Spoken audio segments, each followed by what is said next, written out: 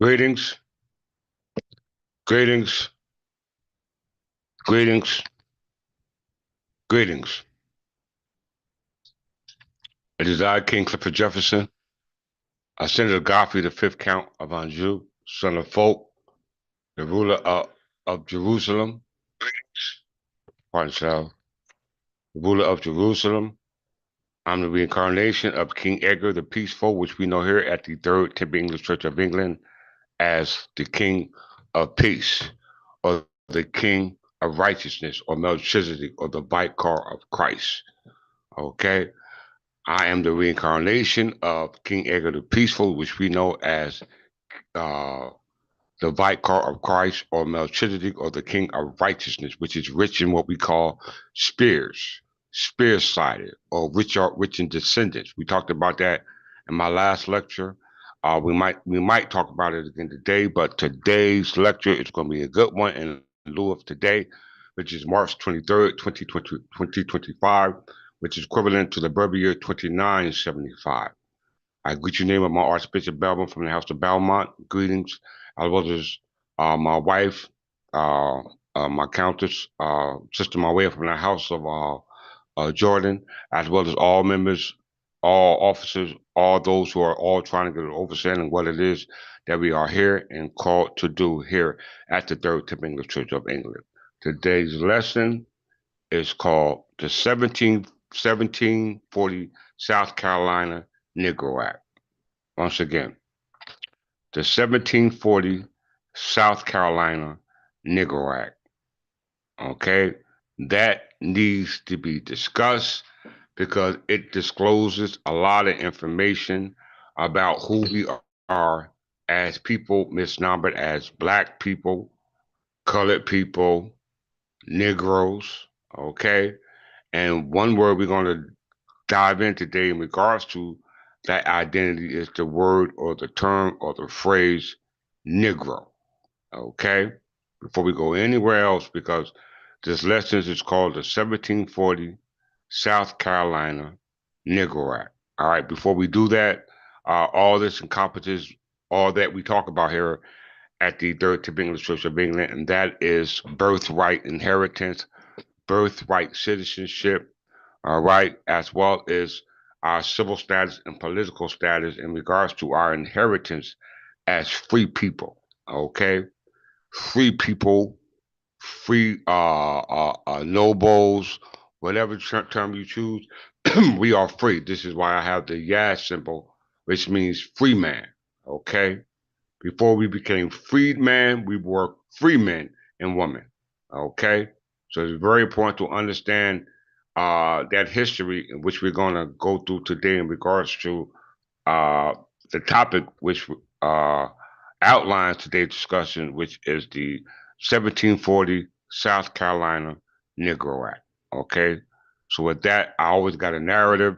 A lot of times we have a hard time hearing the truth, and when we hear the truth, sometimes we take truth in certain ways. All right, us as a cultural people, all right, we don't start moving till guns start popping off, pop, pop, pop. We start running, okay.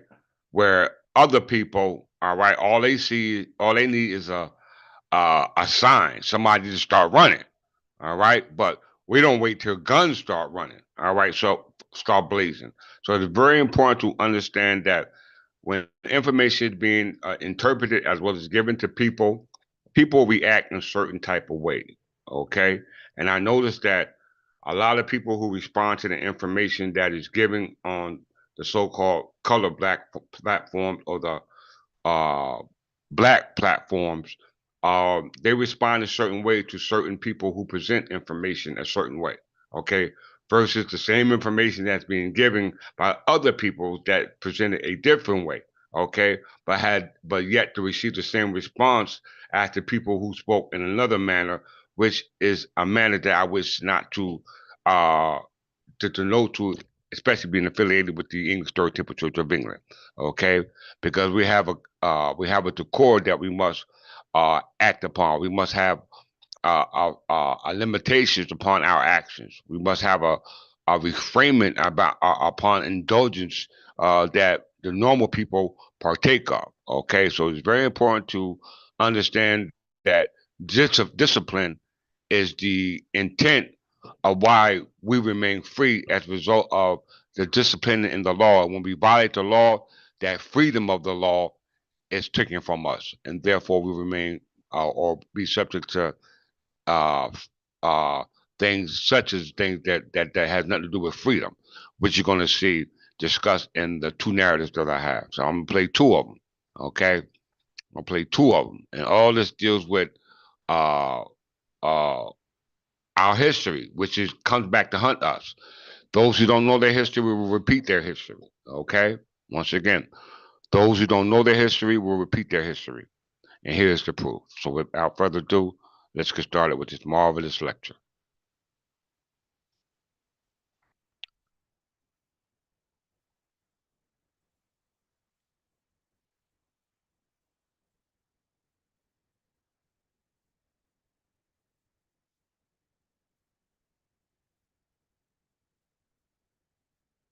Now we know uh, when our ancestors were subject to that time era of segregation, Jim Crowism, uh, black codes, etc. Okay, which is one of the codes we're talking about, the Negro Act. It was a code created to hinder or restrict people with the depiction or the characteristics such as the color black. All right, also termed Negro. Okay, also said Negro. All right, and we must not throw the baby out with the bath waters because most of the baby out with the bath water because we know when we take baths, it's a form of baptism, a form of cleansing ourselves. Okay, whether it's a physical tub or a spiritual tub. Our spiritual tub is the history. Okay, the history of ourselves. When we were clean at one time, according to the history we remember or we knew, versus us being unclean based upon the history that we forgot. Okay, so the only way to cleanse yourself is to wash yourself in the history that you've forgotten. That's what I aim to do. Okay, so with that, let's get started. And I'm gonna give it to you from two narratives. Okay, because from the narrative that I'm going to give you is from a news broadcast that's talking about segregation on the federal level, the implementation of segregation on the federal level. All right, dealing with contract agreements, etc. All right, which is going to trickle down to the state level. Okay, all right, so it's very important to really pay attention to the language that's being spoken. Some of the language we choose not to we don't use here at the Third Timothy Church of England, but for the sake of the lesson, uh, please excuse the individual who's going to be speaking in regards to the same topic. All right, but apparently a lot of you like hearing it as a result of the amount of followers that he has. Okay, all right. So without further ado, let's get started with this marvelous lecture.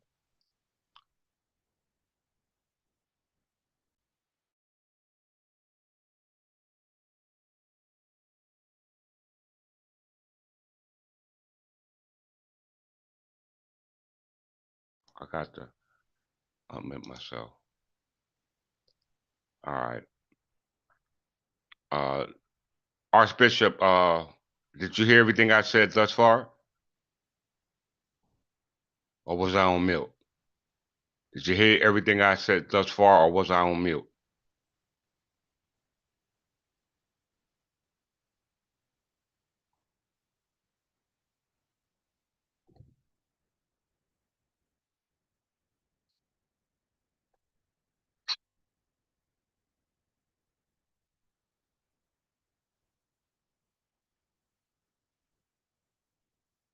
Okay, thank you. Greetings, Brother McGarrett from the House of McGarrett. Glad you were able to join us. All right, let's get started.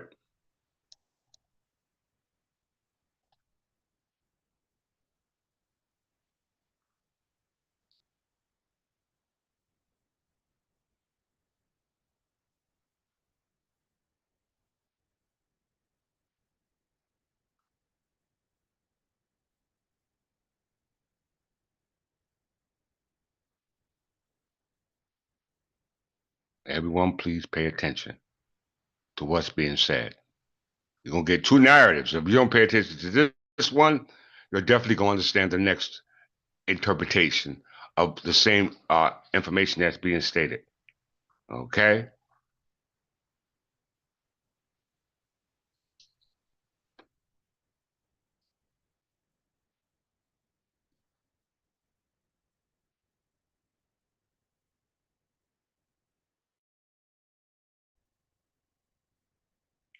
Why the Trump administration is it's having a change by the Trump administration is it's having a decades-old ripple effect. The federal government no longer explicitly prohibits contractors from having segregated restaurants, waiting rooms, and drinking fountains. Yeah, the segregation clause is one of several identified in a public memo issued by the General Services Admission last month, affecting all civil federal agencies.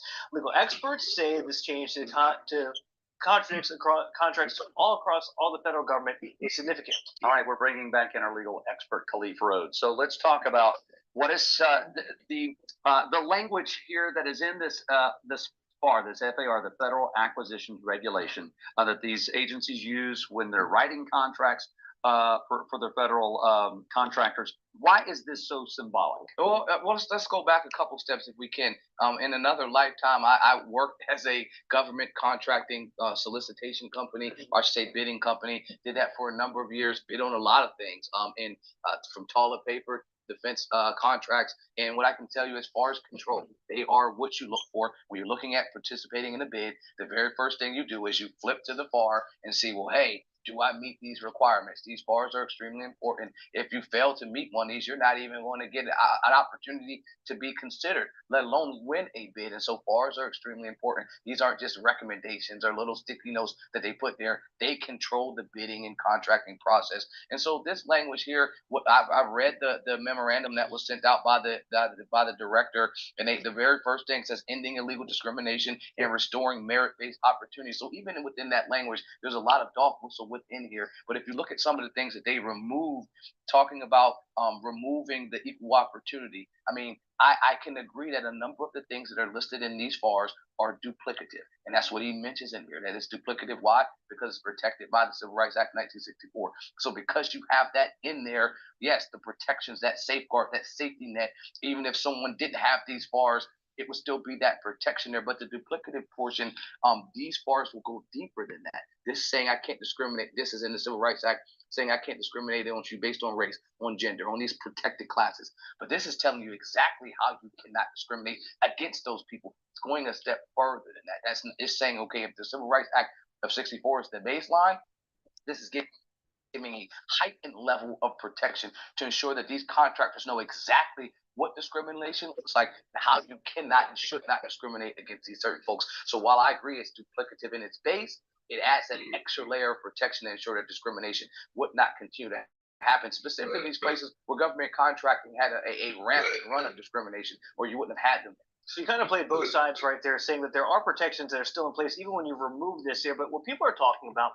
is a precedent that this could set and what could come next. That's what people are worried about. Well, I think the president has already tipped his hand to exactly what's the attempt to do. I mean, the attack on anything that's DEI, the erasure and removal of any of that that's touching any government infrastructure. I mean, you had the thing with Jackie Robinson that was taken down recently. You had anywhere where there's a mention of the diversity, equity, or inclusion, that's being all scrubbed from any government facilities. The government, or I should say the president and his administration, is attempting to even get in the private sector, give increases and bonuses in those places for companies that remove that from their practices. And so I think the next step is to do this push for any type of discrimination, or I should say anti-discrimination efforts, is to remove it. And this is just one step. And this is not something new. He talked about it when he campaigned. He talked about it on his first day in inauguration, and every executive order that he's done so far has been in efforts of furthering that. And so what's next is the continuation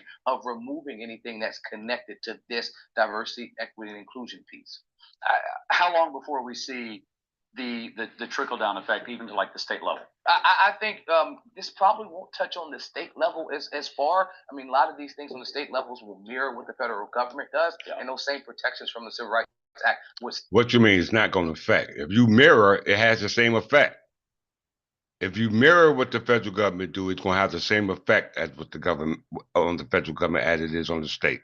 Still be there even on the state level, but in the contracting space, this is a major move specifically because I'll say this quickly. Yeah. Normally, a rulemaking process like this, you'd have a 60-day or 30-day notice where I'd have an opportunity to speak. The public would comment. None of that happened in this situation. Mhm. It was like, we're making this change today because we can and we're doing it. They're making that change today because they can and they're doing it. Okay, segregation on the federal contracting law.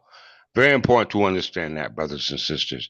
If you didn't understand it from that particular conversation, maybe you'll understand it here.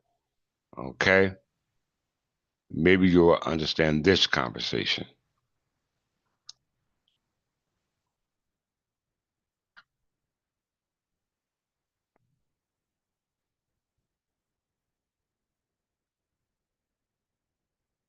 First, let's look at the point-based immigration system, because a lot of you don't even know what that is. Point-based immigration system or merit-based system, which he said.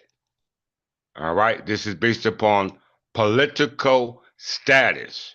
They're no longer concerned with civil status.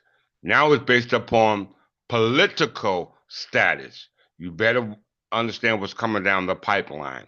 This is going to determine if you're a free man or a slave. Okay? No matter what color your skin you are. Okay?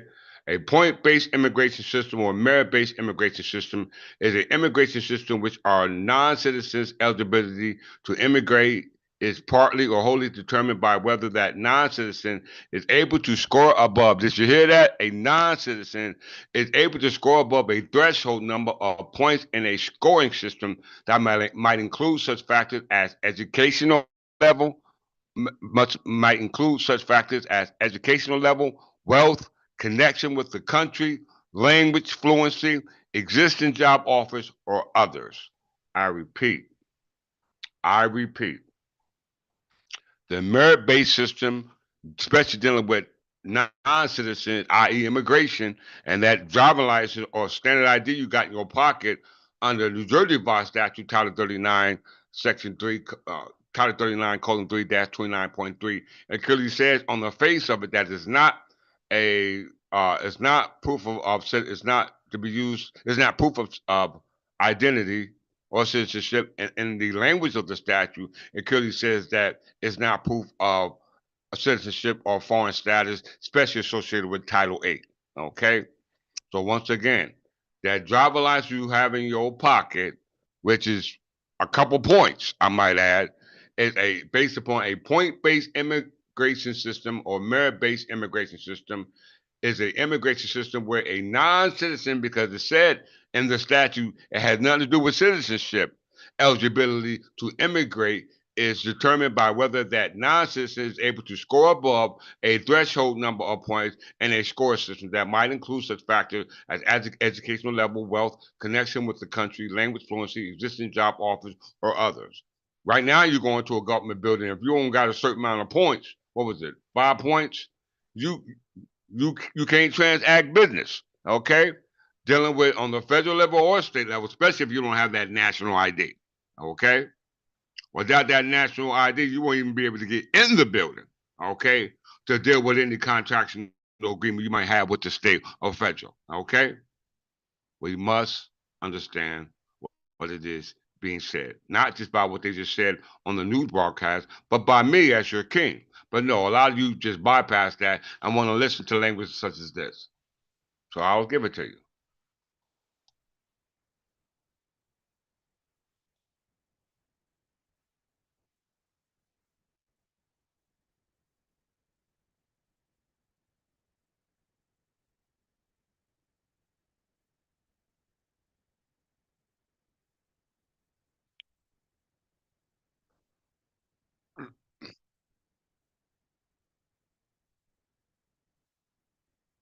All right?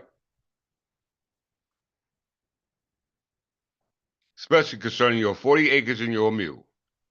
That has to do with work. Okay? Those are tools that are given to an employer from an employer to an employee. Okay? 40 acres in a mule okay, at that time was given to employees from employers, okay? 40 acres and a mule, okay? Very important because you didn't actually have it. This was after you became free. We're talking about going back before you became free, meaning that you were free and you already had your acres and your mules. That's based upon your inheritance, okay? Not based upon what somebody want to give you, all right? A lot of you fail to realize, but hey, there's no excuses. Let's see.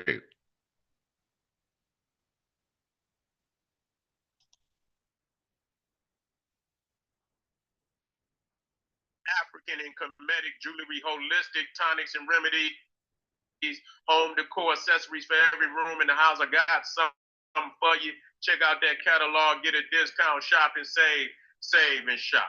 GeneralSeti.com, SETI University, 2,500 videos, 40 different subjects. All the subjects that you know and love from the General, a powerhouse library like no other. Down through the years, the General's career highlighted the most exquisite and the most profound videos out of the career of the General has been compiled in all the subjects. And damn, woo, nothing like it. I want you to get on over there and become a member today. There's no other website on the planet that can compare or compete. And you know I got the pop in this page on page. Okay, so there's no other website on the planet that can compare or compete in regards to 40 acres in the muse that you so-called was promised. All right. We don't have to live off a promise. I'm taking you back where before the promise, okay, when it was the promised land, okay? It was the promised land. That's why I'm gonna take you back. This little bit of thing he about to say has no evidence whatsoever, prima facie evidence upon his face to substantiate anything that he's saying. But nonetheless, all the views that he got and all the followers that he got that are partner of King Seti Patreon that's popping, you know what I'm saying, have no clue of what's going on. All right? Let's hear it.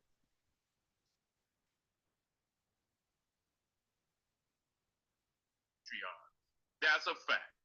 Yeah, I don't upload no old shit. Everything was live on Patreon, exclusive to Patreon. You want that. You see what I'm saying? You know when I'm live, I'm lit. And then you got the two raw for YouTube presentation, visuals off the chain, information, mind blowing. There's no Patreon page like it. Become a patron today. To all the family that donated to the General, I thank you. Those that would like to donate, the link is right there in the chat video description. Click it, donate. I thank you.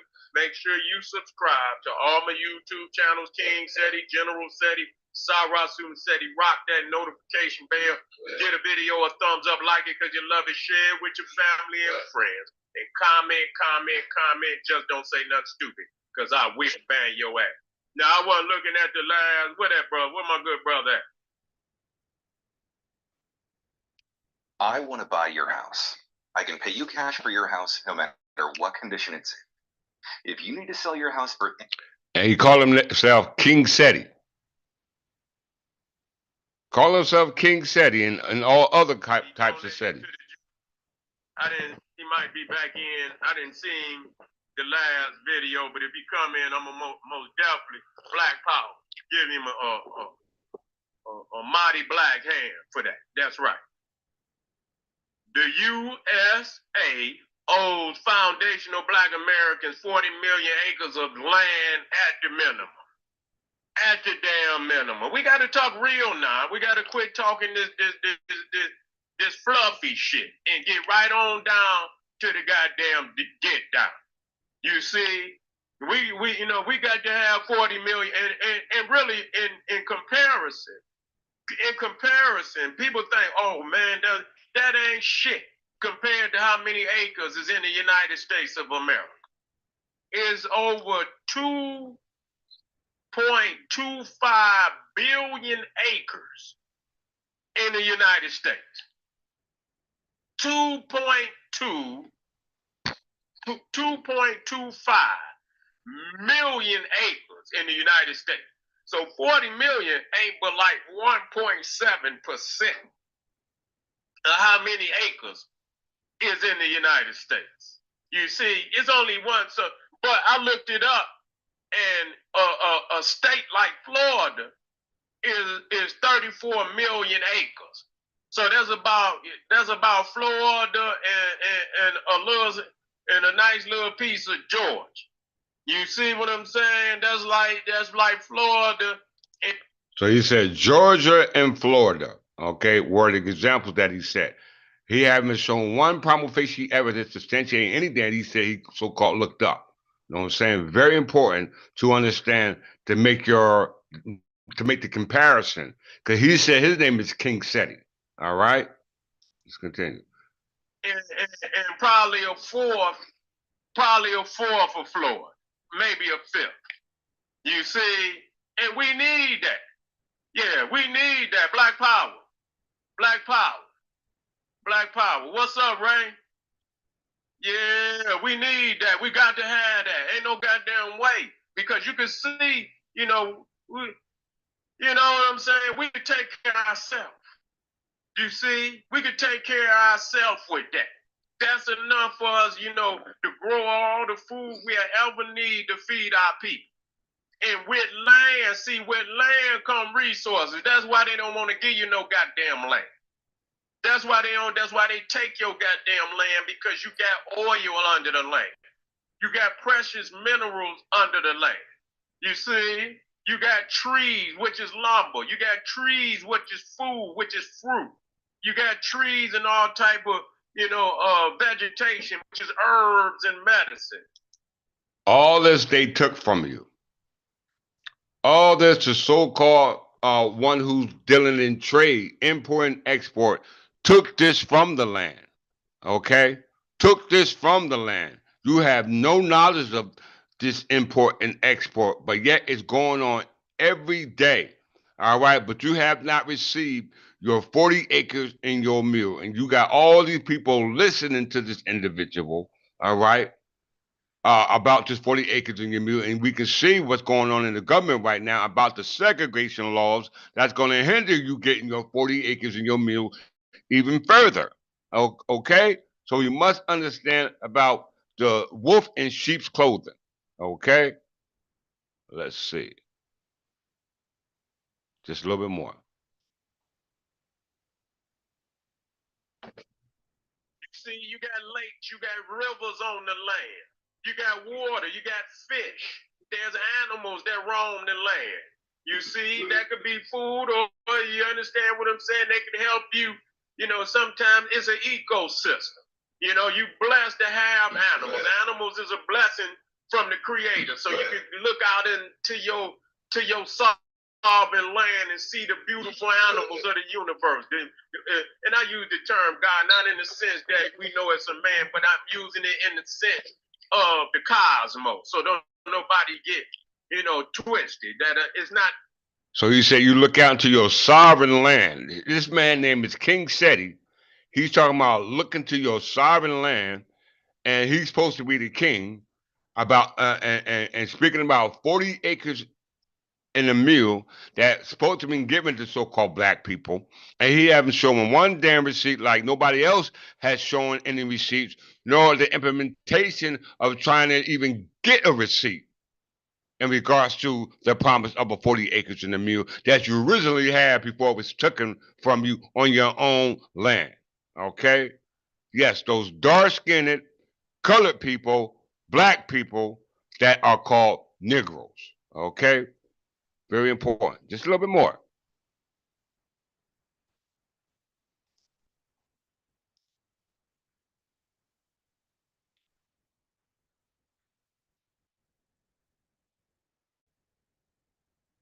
I think I went too far. One second. Like Florida is 34 million acres. So that's about Florida and a nice little piece of Georgia. You see what I'm saying? That's like Florida and probably a fourth of Florida, maybe a fifth. You see, And we need that. Yeah, we need that. Black power. Black power. Black power. What's up? Sorry for the commercials.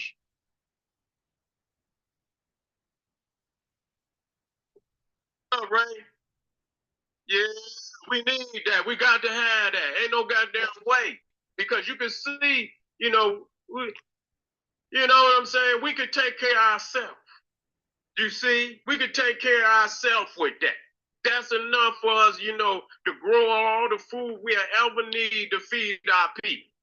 And with land, see, with land come resources. That's why they don't want to give you no goddamn land. That's why they take your goddamn land, because you got oil under the land. You got precious minerals under the land. See this property on Craigslist for $4,300 a month? Well, it's been sitting empty for the last 28 days. I wonder why. Million. It's sitting empty for 48 days.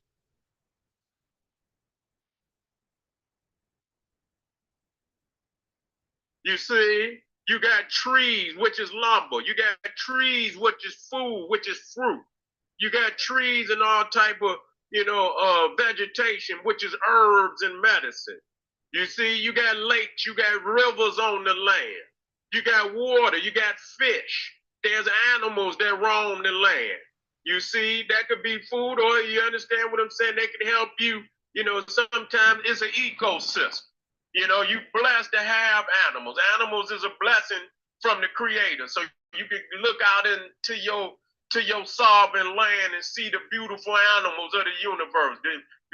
And I use the term God, not in the sense that we know it's a man, but I'm using it in the sense of the cosmos. So don't nobody get, you know, twisted. That it's not no individual, it's the cosmos. But I know some of you niggas, you know, you get confused when we go that route. So I say, these are the animals of God. You see, these are the animals of God. That we blessed to have animals. When you go out in Africa, they go over there and kill them. They kill the elephants and the rhinoceros and the giraffes and the lions and anything they could goddamn kill. Run them into extinction. You see, but we got to have land. Land is the key. It'll always, that money will fly. You understand? That shit'll go, you know, that shit go up and down, but land can be passed down from and it'll do the same thing for each generation. You hear that, y'all? Feed the babies. It'll feed the people. You see, and land give you jobs, because you got, you know, you got to take care of the land. You So land give you a job. Land do all of this. see, you got to take care of the land. You the caretaker. You see, you the caretaker of the land. So you got to take care of the land. All right. So there you have it. All right. We are the caretakers of the land. We were the ones who had the land before we had to wait for a promise to get land back for something which we already had. So you must understand that this is the game that's being played on. If you look at the symbol, the Yas free man, this is the game. It's also like a playing board or a basketball court. I'm actually watching the basketball game right now. You got two players on one side. So the question becomes, what team are you playing for? Okay? What points are you going to be scoring for? What nation are you going to be rooting for in this game? Okay? Because this is what this game all about. And many people aren't even on the board. Many people aren't even in the gymnasium. Okay? Very, very, very important. You can't make no no point from the foul line, nor a 2-point, nor a 3-point, nor a half court shot. You ain't even in the gymnasium. Why? Because you don't know your history. Okay? This brother do not know his history, especially in regards to a promise of 40 acres in the mule. And let's show you why. All right? Let me show you why. This brother has 60,000 viewers. 60,000 viewers. Okay? Faithful viewers to somebody posing as a king and saying and promises based upon this information that claim to be elite information that this is how you're going to be able to tame your 40 acres in your mules. Okay? But I haven't seen one receipt, prima facie evidence to support anything that he said since his brother been operating on anybody's platform that's been operating, as well as the broadcast news. Okay, because all of it is orchestrated. How I know? Let me show you. What is the title of this lecture? What is the title of this lecture? Everyone knows it, right? The 1740 South Carolina Negro Act. All right. We know what the point-based system is, so we ain't got to go do that no more. All right. Very important. So first of all, let's look at the word Negro. Okay. Let's really look at this word Negro. Let's really look at the word Negro. All right. Before we even look at the time era of where the word Negro is being, when the phrase Negro is being used. Okay. Let's look at this word Negro. Pick a side. You like that, don't you, Archbishop? that basketball court. All right.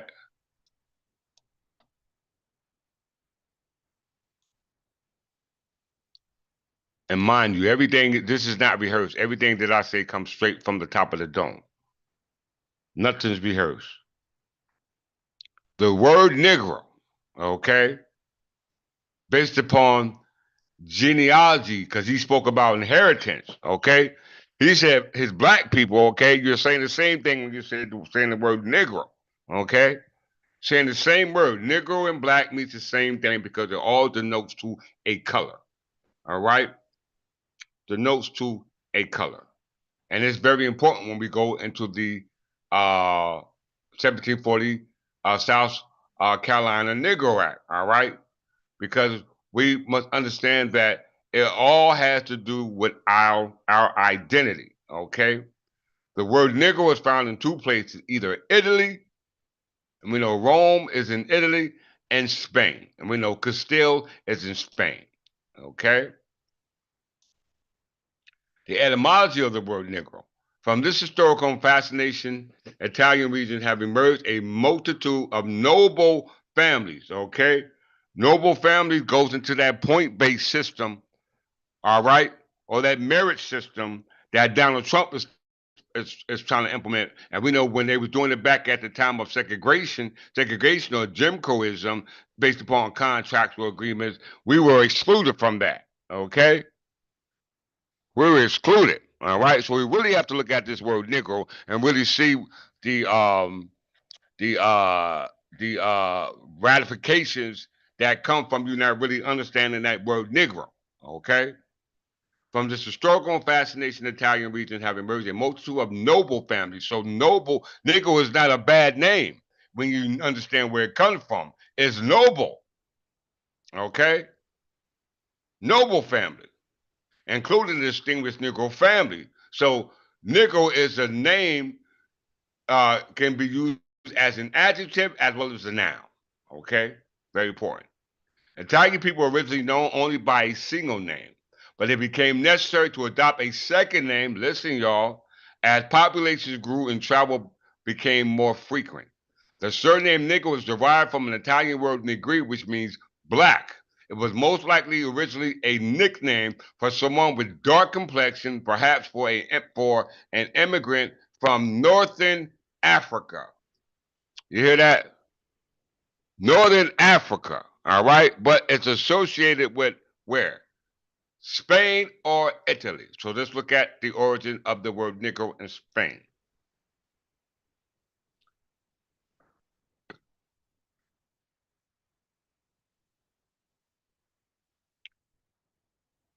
Negro history, family crest, and coats of arms. Early origin of the Negro family. The surname Negro was first found in where? Castile in north central Spain. Okay? The word Negro was first found in Castile in north central Spain.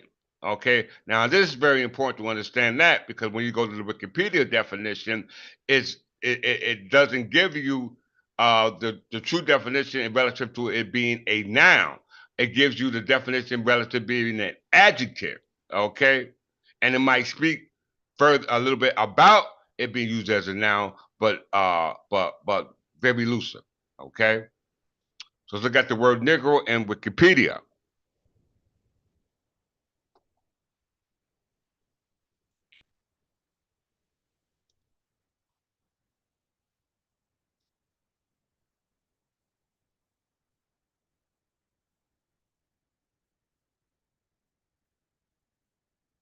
Negro.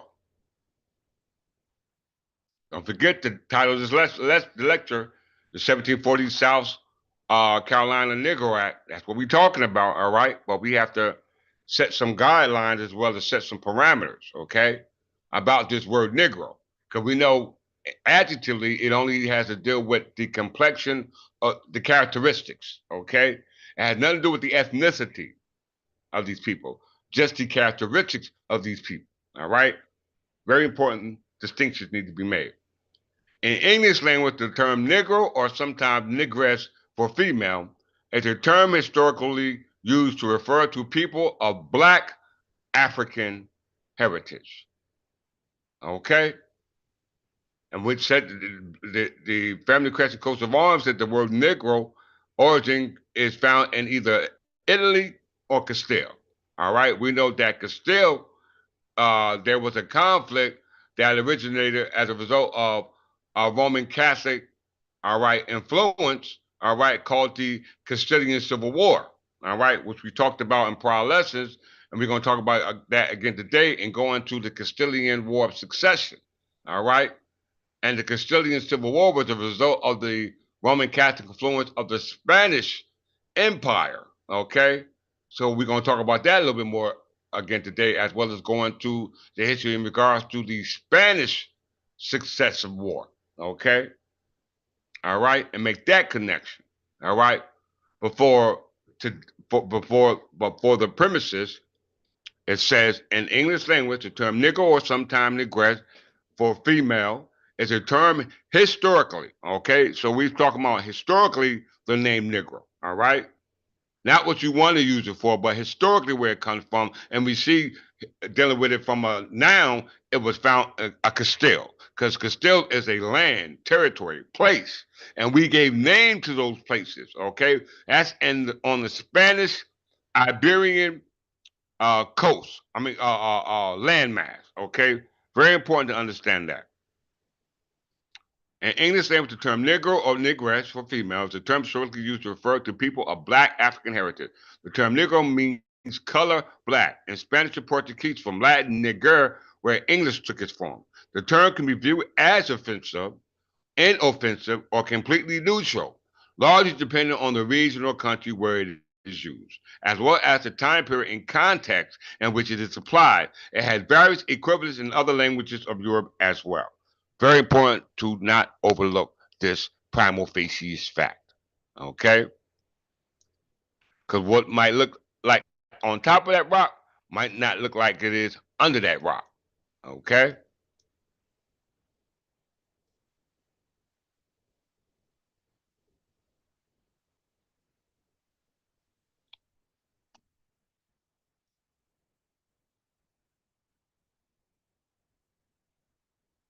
Right here. Negro. Negro supersedes color as the most polite word for African American as at a time when black was considered more offensive. Okay, so we know this has to deal with the time of slavery. All right, you know what I'm saying, as well as the emancipated from slavery when we became from freedman to once again free man. All right, in the 17th century colonial America, the term Negro has been also, according to one historian, used to describe Native Americans. Did you hear that? Not foreigners, but Native Americans. John Belton's O'Neill's The Negro Laws of South Carolina, 1844, stipulated that the term Negro is confined to slave Africans, the ancient Berbers and their descendants. You hear that? Enslaved slave Africans, the ancient Berbers and their descendants. Once again, stipulate that the term Negro is a confined to slave Africans, the ancient Berbers. So if the word Negro is a name originated either in Italy or Spain, which is Castile, we know that the word Castile is on the Iberian Peninsula. So they're saying that those Castilians or Negroes were ancient Berbers, and we know that that means that they were not only in North Africa, but it was also on the what we call the Iberian Peninsula. That would only make sense, brothers and sisters. All right? That would only make sense. It does not embrace the free inhabitants of Africa, such as the Egyptian Moors or Negro Asiatics, such as the Lascars. The American Negro Academy was founded in 1897 to support liberal arts education. Okay? Marcus Garvey, pardon self.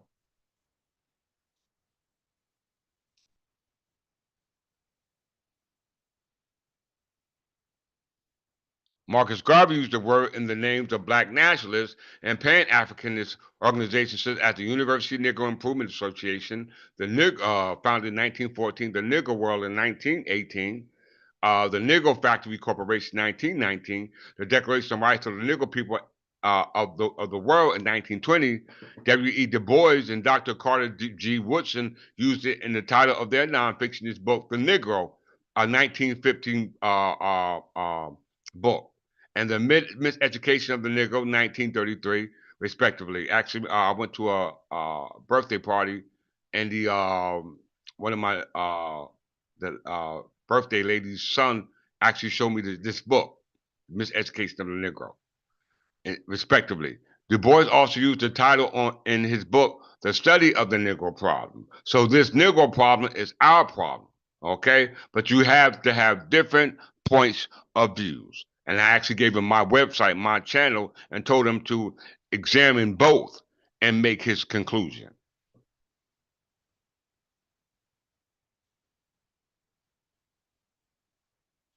All right?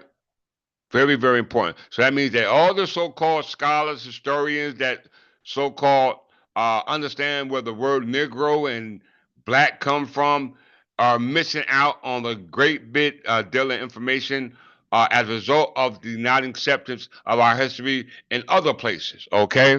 Which didn't use the word Negro as a derogatory or a um, defamation know or use to be able to disqualify the identity of who you truly are, which are Negroes, but that was not your identity. You were Berbers because that's what the 1740 South Carolina Negro Act said, that you were not just Berbers, but you were the ancient Berbers. It didn't say Moors, it didn't say Arabs, it didn't say none of that. It said Berbers. Okay?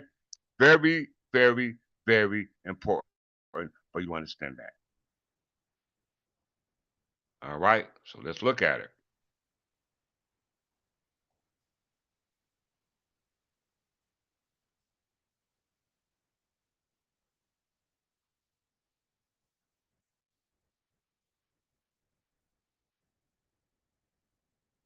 Negro laws of South Carolina. Let's look at it. Taking you by the hand, brothers and sisters, so you can see it for yourself. The information that has been distorted, but now I come to make it clear. The Negro Laws of South Carolina was one of John Belton O'Neill's longest works.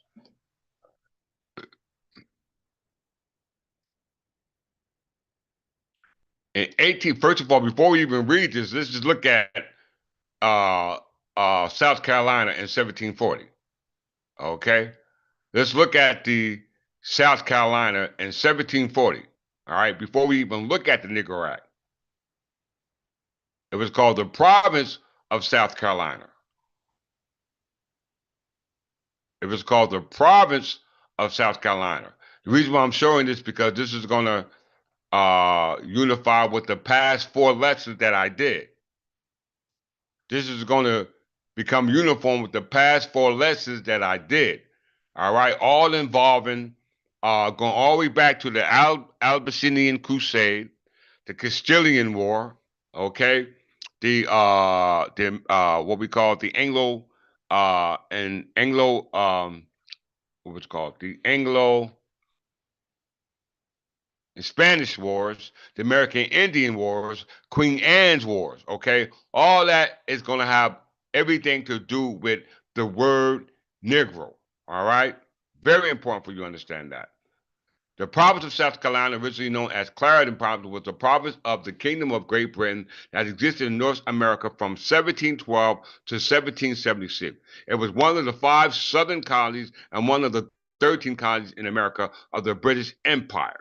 The monarch of Great Britain was represented by the governor of South Carolina until the colonies declared independence on July 4th, 1776. Okay, this was at the time of the what we call the Spanish War of Succession. All right, the Spanish War of Succession was from 1701. Let's look at it real quick. All right, to 1714. The Spanish War of Succession, all involving the Spanish Empire. Okay, because when you got the War of Spanish Succession, all right, you had this involves who would inherit the Spanish Empire. Okay, which existed in 1492 during the age of discovery of what we call North America, right over here on this landmass, brothers and sisters. All right, and this the belligerents in this war are none other than Elizabeth I and King James. All right. Parts of no. That's going back to the Anglo and Spanish War, 1558 to 1604. The war that followed that was the American Indian War, which was from 1609 to the 19th century. Okay. And after that, you had what we call the War of Spanish Succession, which was a part of Queen Anne's War, because as we can see, William III and Queen Anne are participating in the War of Spanish Succession, and that is those who inherited the Spanish Empire here in North America, because they already had an empire over in on what we call the Iberian Peninsula, because we understand the word Negro comes from Castile, okay? And we understand the word Castile, where the word Negro comes from, according to the 1740 South Carolina Negro Act. It clearly says that they were ancient Berbers, okay? And we know the ancient Berbers originated in North Africa, across the Mediterranean, which is on, which is separated by the Iberian Peninsula. Okay, all right, which is where the conflicts involving Gibraltar. Okay, the Gibraltar conflicts, which were many conflicts involving that. All right. Very important. So you see Queen Anne and William III and the War of Spanish Succession. Okay, very important, because this is also at the time of what we just went to, dealing with the what was it called?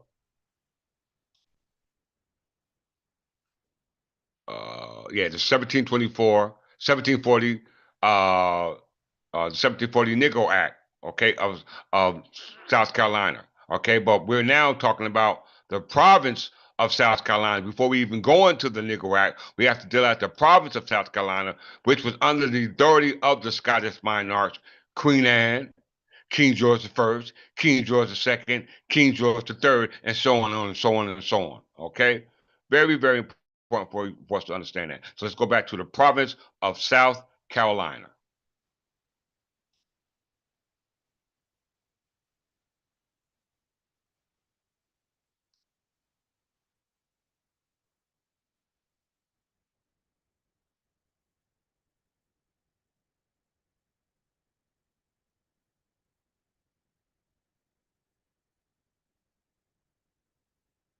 As you can see,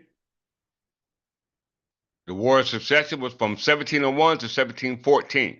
Okay, all of a sudden you got the province of South Carolina from 1712 to 1776. All right, as you can see, the states that were included in the province were a part of the province of South Carolina, which was what?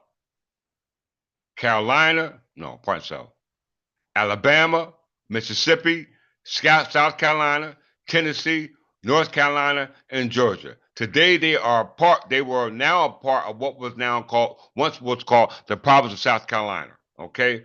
Very important for you to understand that. The province of South Carolina was preceded by the province of Carolina. Okay? Very important for you to understand that.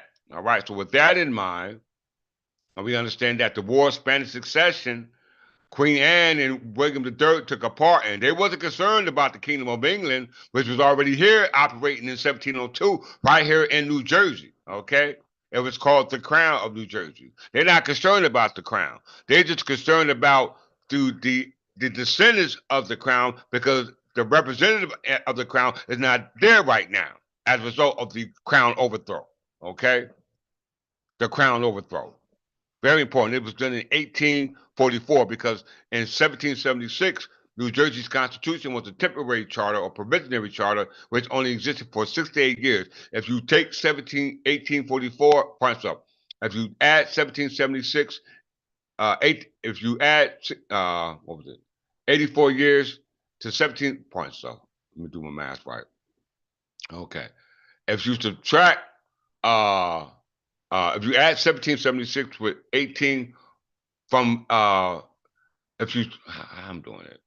If you subtract 68 from 1844, you come up with 1776. That's how you do it. So if you subtract 84 years from 1776, I mean from 1844, you come up with 1776 because the charter was only supposed to exist for 84 years. Okay, 84 years, if I'm not mistaken. Either what was 6484? Let me see.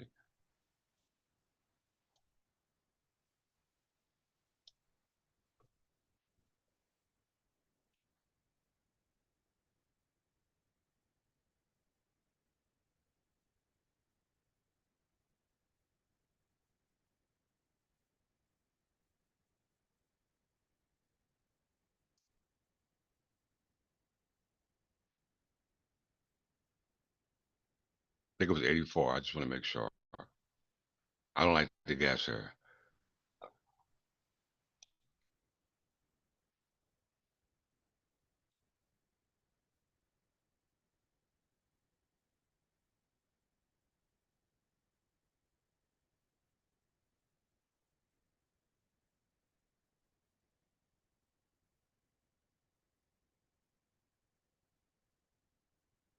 68 years. Pardon self. I had my numbers wrong.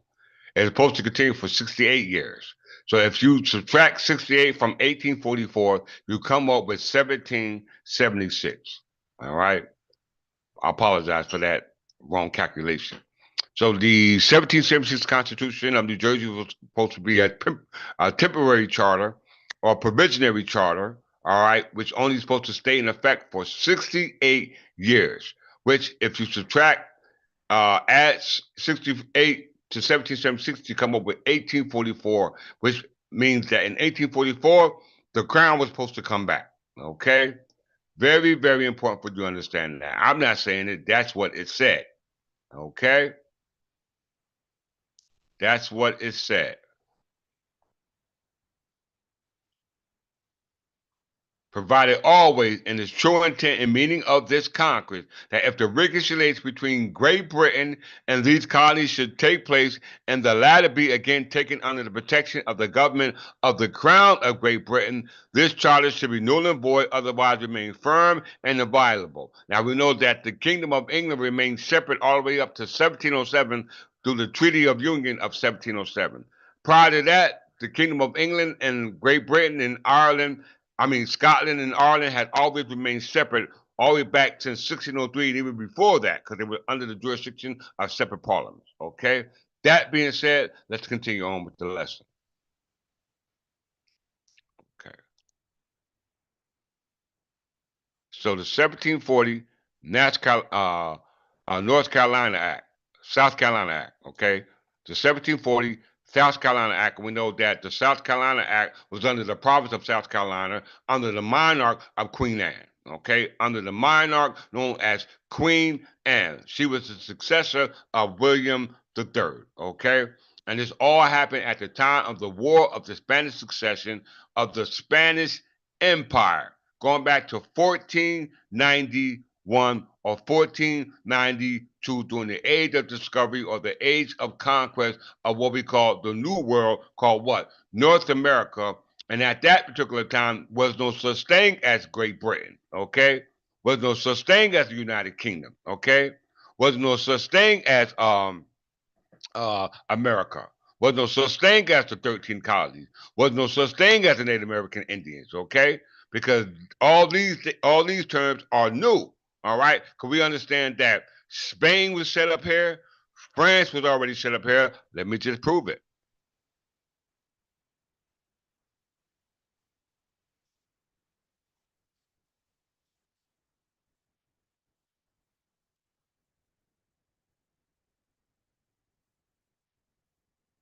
Let's get our map. All right, let's get our map.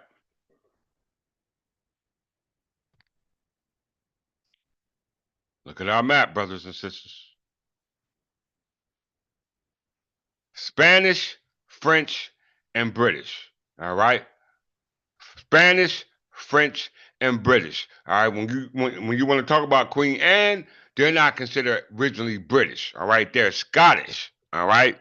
Sitting on the British inherited because the British goes back to the ancient Britons, okay, who were family of the French and Spanish, okay, which are worn at the particular time as a result of the Roman Catholic influence that was created in 1492, okay? Because we know that those barbarous tribes were distributed at the time of slavery in 1491, at the time of the Spanish conquest of North America by Roman Catholics, okay? This is very important to understand, especially when we go and talk about the 1740 South Carolina Negro Act, which we're going to go back to in a second. All right. That's very important to understand because I have another map to show you. All right. I have another map to show you.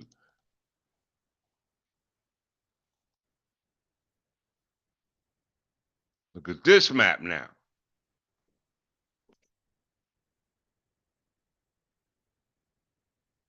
of Spain, the Spanish Empire, New Spain, founded by Francis I.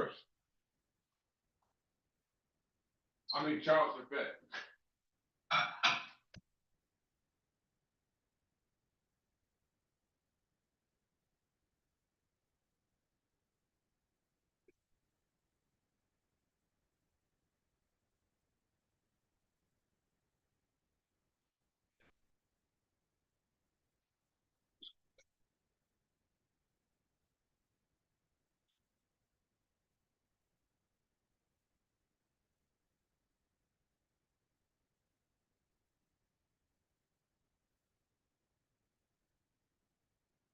Okay, this is a map in 1792, 1794. Viceroyalty of New Spain. We know New Spain was founded by Charles V. New France was founded by Francis I. Okay, very important to understand that. So we're looking at the territory east of the what we call Mississippi River, of what we call New Spain. Okay, New Spain.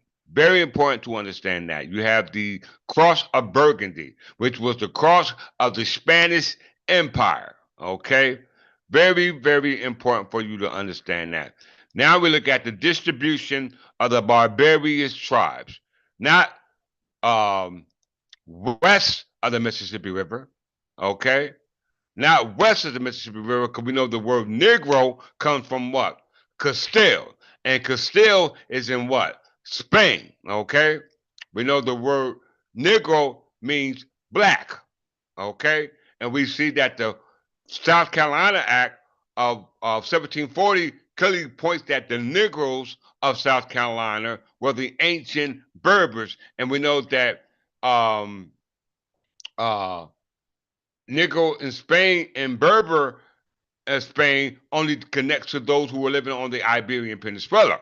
Okay, very important to make that connection, okay, as we go forward. So as we see Spain on the east side of the Mississippi River, okay, and this is also influenced by what we call Roman Catholic. We're in 1794, all right? We're going back now to 1491, okay, with the distribution of the Barbarian tribe on the east side of the Mississippi River, okay? Very important because we know this is Spanish Florida right here, all right? Distribution. You're never going to see this connection made by any other teacher. Distribution of the barbarous tribes of east of the Mississippi, not west of the Mississippi River, but east of the Mississippi River. Okay, as you can see here. All right, anything east of the Mississippi River is all considered the distribution of the barbarous tribes of the so-called tribes who make up the so-called Native Americans, including the five civilized tribes, which according to the history, they became civilized by adopting the culture of the Anglo-Saxon, just like the Europeans did when they became colonists of those who made up the colonies, now called states, called the 13 states, now called the 50 some odd states. Okay?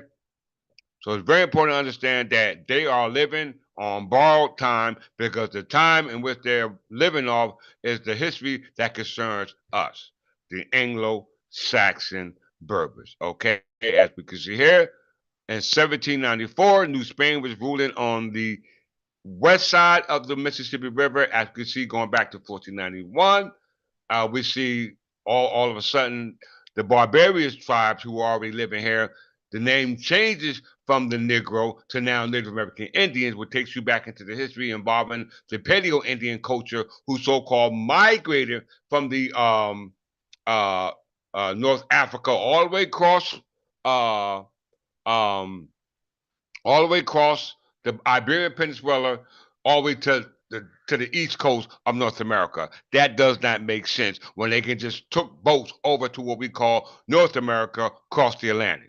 Very important, and they did have boats at that time dealing with the English and the Spanish, and the French. They had boats at this time, way before 1492, brother. Because when you go back to the South Carolina 1740 Negro Act involving the ancient Berbers, this had a flag of what we call the British Crown, okay? The British ink sign, okay? Very important, which we discuss again today as well. Let's get into it.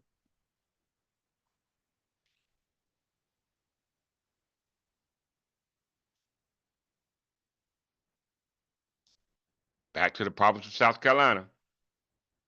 Going back there before we even go into the act. All right, I have to be clear and concise with my delivery. All right, because Saran Seti or King Seti was not. Okay, he was not. So the province of Carolina, originally known as the Clarendon province, was a province of the Kingdom of Great Britain. Okay, that existed in North America from 1712 to 1776. It was one of the 5 southern colonies and one of the 13 colonies in America of the British Empire. We must make that clear. Under Queen Anne, George I, George II, and George III. All right? That's very important. Let's go here. The Yamasee Wars of 1715 and 1717 ravaged the back country of the province. Complaints that the proprietors had not done enough to protect the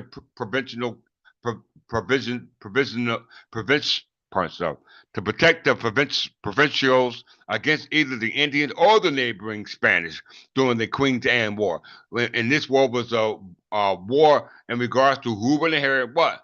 The Spanish, who would inherit the war of Spanish succession of who would inherit the Spanish Empire. Okay, very important. But yet, the Kingdom of England or the Crown of England was sitting right here in New Jersey in 1702. Okay, all right. So it says the Embassy Wars of 1715 to 1717 ravaged the back country of the province. Complaints that the proprietors had not done enough to protect the provincials provincials against either Indians or neighboring Spanish during the Queen Anne's War convinced many residents of the necessity of ending proprietary rule. A rebellion broke out against the proprietors in 1790, acting on the petition of residents. King George I appointed the governor of South Carolina. Later in that year, the governor of North Carolina would continue to be appointed by the Lord proprietors to 1729, after nearly a decade in which the British monarch sought to locate and buy out the lords. Both North and South Carolina became royal colonies in 1729. This is very important because now we go back to the 1740 South Carolina Act. Okay, let's look at it.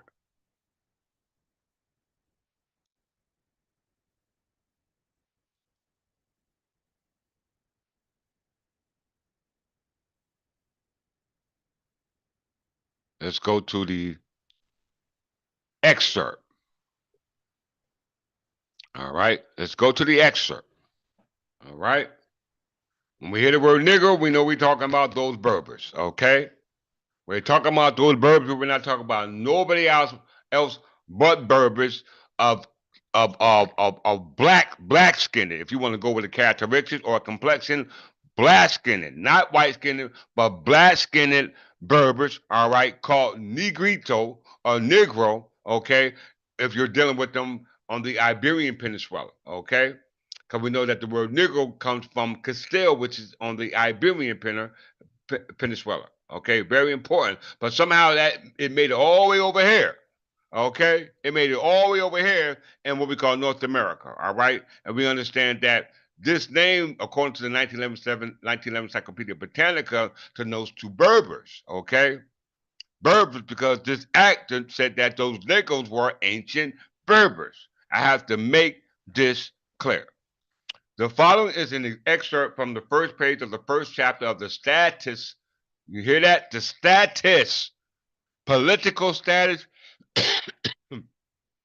or the civil status of the Negro, his rights and disabilities in the Negro laws of South Carolina. Now, we already know the history of South Carolina, right? Now we're looking at that law going back to 1740, all right? 1740. Section 1 clearly states that the Act of 1740, Section 1 declares that all Negroes and Indians, free Indians in amity with this government, Negroes, mulattoes, mestizos, who are now free, accepted to be slaves, the offspring to follow the condition of the mother, and that such slaves are chattel personnel. So that means that these slaves were considered the offspring of the mother under Part 2, Secretary being trimmed. The status of the mother, and you were considered property. All right, Negroes, mulattoes, and mestizos. All right, let's read Section 2. Under this provision, it has been uniformly held that color is prima facie evidence that the party bearing the color of a Negro, mulatto, or mestizo is a slave. But the same prima facie result does not follow from the Indian color. You hear that? So the Negro, mulatto, and mestizo is being separated or excluded from the identity of those called Indians. Okay? Very important to make that distinction. If not, you will be lost in the sauce. Section 3. Indians and the descendants of Indians are regarded as free Indians in amity with this government until the contrary be shown. And the second provision of Section 1 of Act of the 1740 is declared that every Negro, Indian, mulatto, and mestizo is a slave unless the contrary can be made to appear. You hear that? So there was different exceptions for the Indian and different exceptions for the so-called mulatto, mestizo, and the Negro. Okay? All right. Very, very, very important. It says that it is declared that every Negro, Indian, mulatto, mestizo is a slave unless the contrary can be made to appear. Yet, in the same, it is immediately thereafter provided that the Indian in amity with this government accepted, in which case the burden of proof shall lie on the defendant, that is, on the person claiming the Indian plaintiffs to be a slave. You hear that? All right, so that's called the law of presumption. Your word versus their word.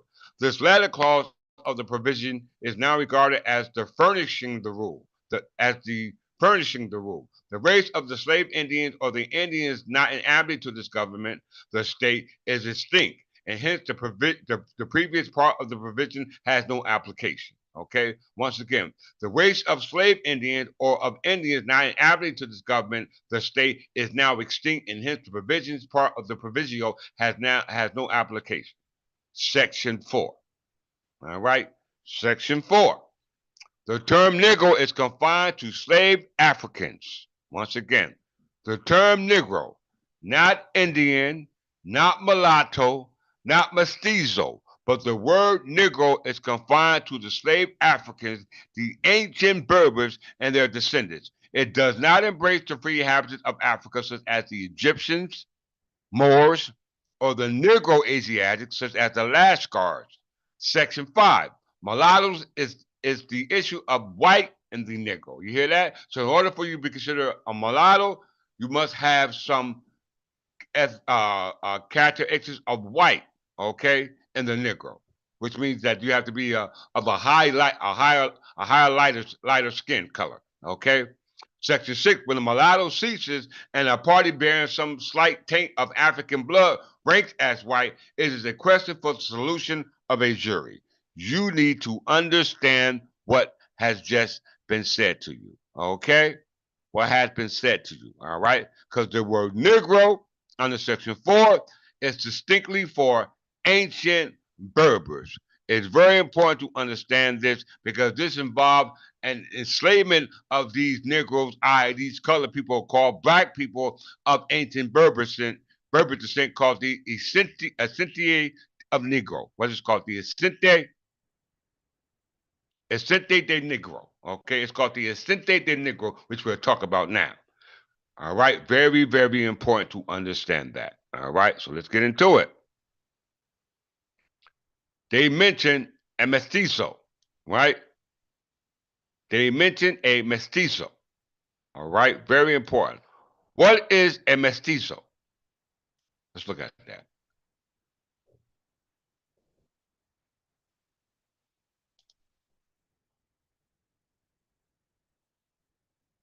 Because the Negro was not a mestizo. Okay, all the other ones were mestizo. We're going to look at the definition of mestizo. Ascente de Negro. Yes, sir, Brother McGarr. Ascente de Negro. I see you've been studying, brother.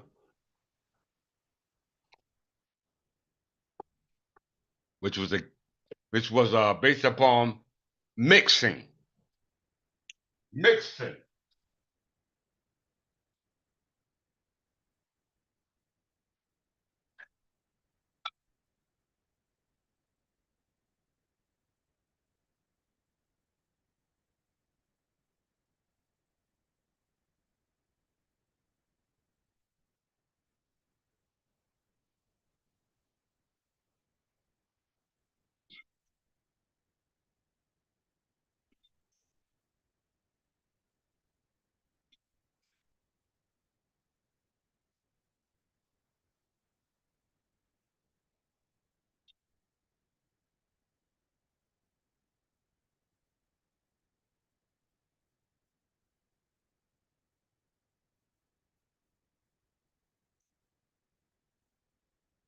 Accidente de Negro.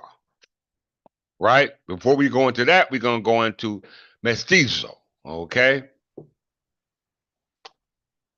Because it didn't say Accentie de Mestizo. It didn't say that. It said Accentie de Negro. And we know the word Negro is for those who are black people, known as colored people of African descent, known as, according to the Act, okay, of 1740 of South Carolina, okay, when it was under the jurisdiction of Scottish kings, knowing damn well that the English kings were right here in England. We were right here in England because the word Berber comes from England. Okay? The very word Berber comes from England. Okay? We must make that distinction. We know England, Spain, and France were all married in together. Okay? Mestizo. Okay?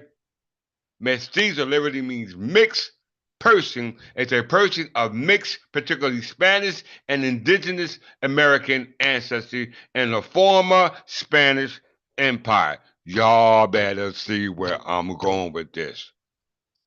Y'all better see where I'm going with this. All right. Mestizo literally means mixed person and is a person mixed, particularly Spanish and indigenous American ancestry from in the former Spanish Empire, okay, area in North America. It's an indigenous American, okay. It didn't say an indigenous Spaniard in Spain. All right, it didn't say none of that. All right, so we're gonna have to look at the definition of the interpretations of people who are mixed here in America, excluding the Negro, which is the ancient Berbers anywhere on the planet. Okay, let's get it.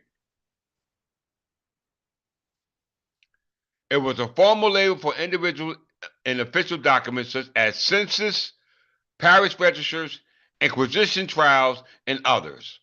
Priests and royal officials might have classified persons as mestizos, but individuals also used the term in self-identification. With the Bourbon Reform and the independence of the Americas, the caste system disappeared and the terms like mestizo fell in popularity. Caste system, merit system, point-based system. Do you see where I'm going with that, brothers and sisters? You hear that? Caste system. Y'all don't hear me. Y'all don't hear me.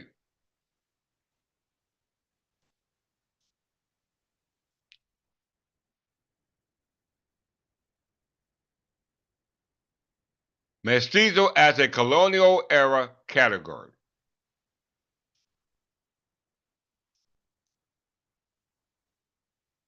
In Spanish colonial period, the Spanish developed a complex set of racial terms, you hear that? And ways to describe differences. Although this has been conceived as a system and often called the Sistema de Castas or Sociedad de Castas,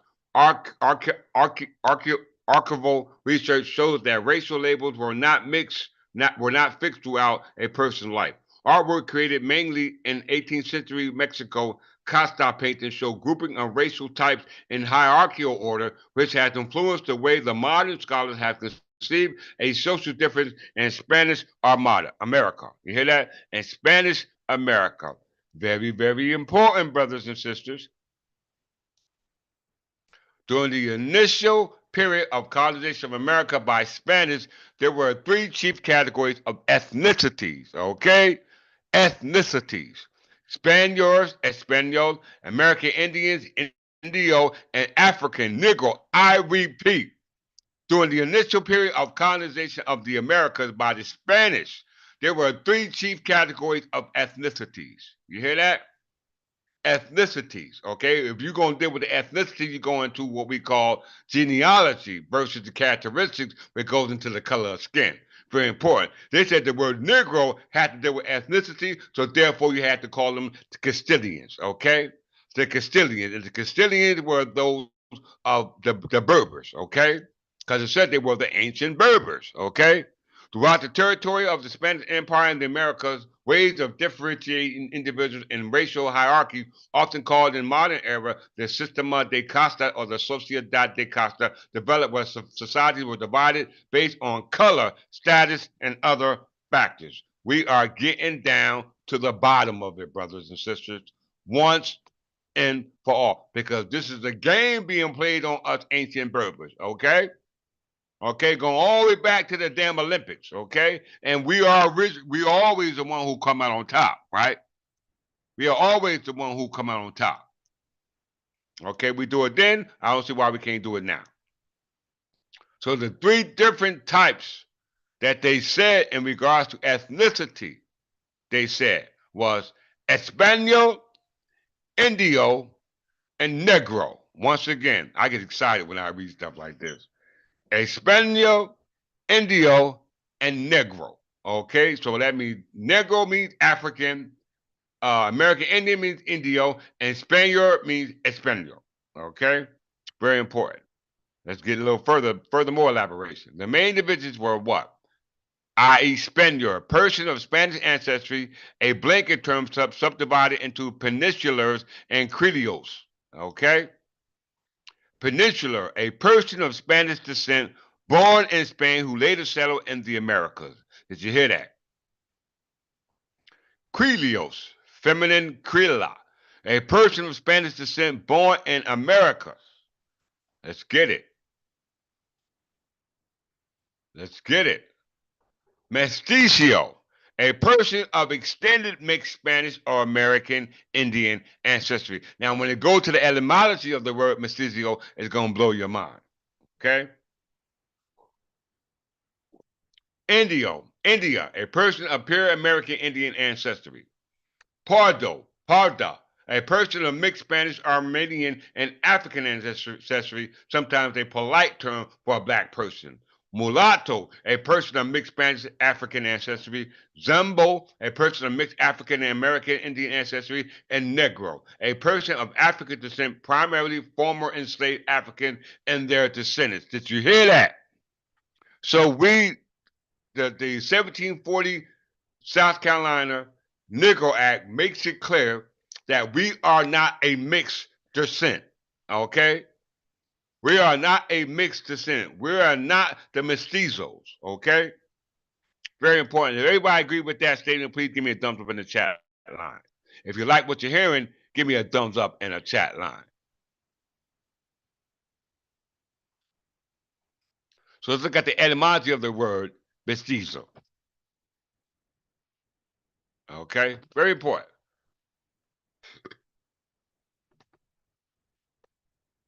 Now check this out.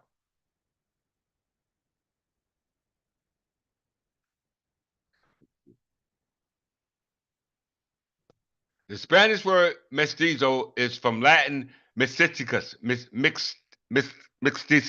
If I'm saying it wrong, please forgive me. Mixticius, meaning mix. Its usage was documented as early. You hear this? Its usage was documented as early as 1275 to refer to the offspring of an Egyptian Afro-Hamitic and a Semitic Afro-Asiatic. This term was first documented in English in 1582. Okay? Once again, the Spanish word mestizo is from the Latin mixticius, meaning mix. Its use was documented as early as 1275 to refer to the offspring of an Egyptian Afro-Hamitic and a Semitic Afro-Asiatic. This term was first documented in English in 1582. Okay? Very important because they gave you a timeline where it was documented. Okay? So let's go to 1275. Who's ruling in 1275?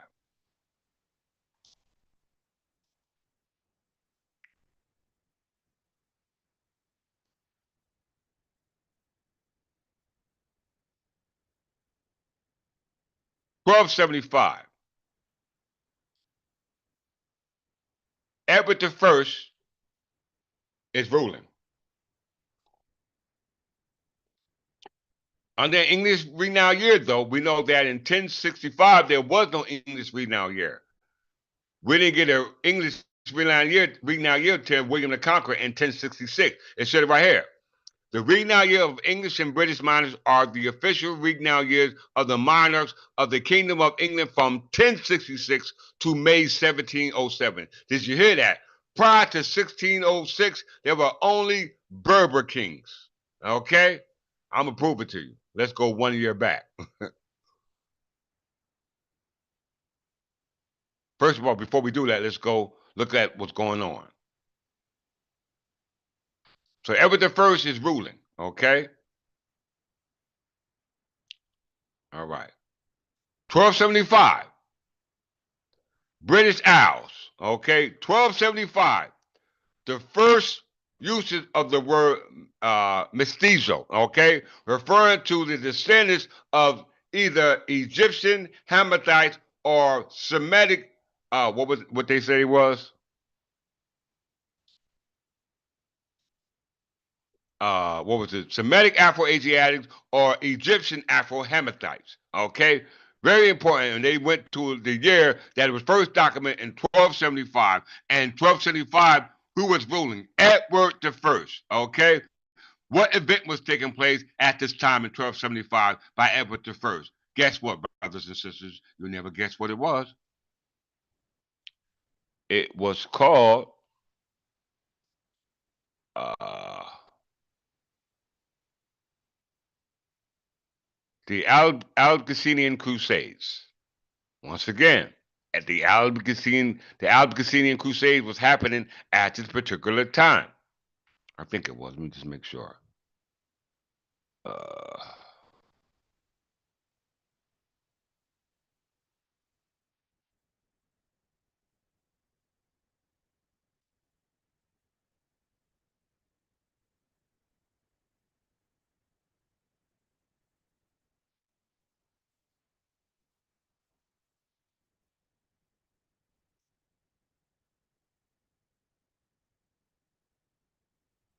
yeah, the Albigensian Crusade. Okay, let's just prove that real quick. We know that based upon the genealogy of Jesus Christ, all right, who's the son of Mary Magdalene, and we read the history in regards to Mary Magdalene and Jesus Christ, they were associated with those who took a part in the Albigensian Crusade. Very, very important for you to understand that, brothers and sisters. So not only we're connected to the ancient Berbers is connected to the genealogy of Jesus. Okay, it's very important for you to understand it because I'm about to prove it to you right now. I'm just checking some facts before I go there. Yes. Okay. I am correct. Now let's prove it that I am in fact correct.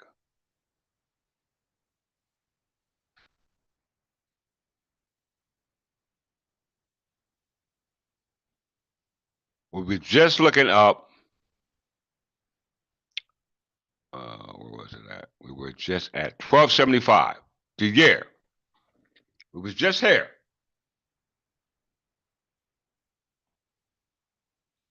Yes, 1582. The Gregorian calendar was created. All right. Pope committed the Gregorian calendar in 1582. Okay. British Isles, spring. King Edward I of England demands the meeting with Lewin and Ap Gruffudd, Prince of Wales, at Chester to pay homage, but Lewin refuses. His attempt to stir up internal problems. Lewin seeks to marry the 23-year-old Eleanor of Montfort, daughter of Simon de Montfort, but she is captured by English pirates employed by Edward on the journey from France to meet Lewin. She is held prisoner at Windsor Castle and used as a bargaining chip over the coming years and Edward's attempt to subject Lewin to Wales. All right, what else is going on? April 22nd, the first statute of Westminster draws up between Parliament and Edward I defines the legal privileges that landowners are allowed. These are based on the investigations carried out in 1274 into the landowner's rights to own their land, established a series of laws into 51 chapters, including equal treatment of the rich and poor, free and fair election, and the definitions of bailable and non-bailable offenses. So this is the point system or the merit-based system being instituted all over again. But Donald Trump has no clue. What else is going on in England, brothers and sisters? Let's look. In case y'all don't know, the first main survey of 100 rows as English census seen as a follow-up of the Doomsday Book completed in 1086 is finished and it begins in 1274. So a Doomsday Book was created by who? William the Conqueror when he invaded England in 1066. Prior to 1066, there was no English kings. The only kings in England, as well as anywhere else on the planet, were Berber kings. What is the 100-year roll? Just for the sake of the argument.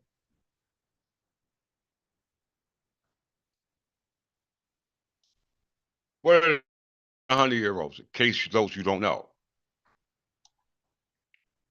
The 100 rolls are census of England and parts of what is now Wales, taken in the late 13th century, often considered an attempt to produce a second Doomsday Book, they are named after the hundreds, which are now called counties, by which most returns were recorded, i.e., the county records. The rolls include a survey of royal privileges taken in 1255 and the better known surveys of liberties in land ownership taken in 1274, 1245, 1274 to 1275, and 1279 to 1280, respectively. The two main inquiries were commissioned by Edward I of England to record the adult population for judicial and taxation purposes. They also specify the services due from tenants to lords under the feudal system of the time. Y'all better listen to what I'm saying. They kept records of our state. Okay? Yes, our 40 acres in our mill, they kept records. Okay? Before William the Conqueror invaded England. Okay? All right? Very important. So this is going on, all right, in England, all right, at the time of what we call the Albigensian Crusade. Okay? Right here. Because Edward I was going to marry Simon de Montfort, who they say Simon de Montfort, where was it at? In the British Isles. Right here. Eleanor of Montfort, daughter of Simon de Montfort. So, like I said, this was happening at the time of the Albigensian Crusade. Let's look at the Albigensian Crusade. All right, and this is connected to Jesus' family. You can't make this up.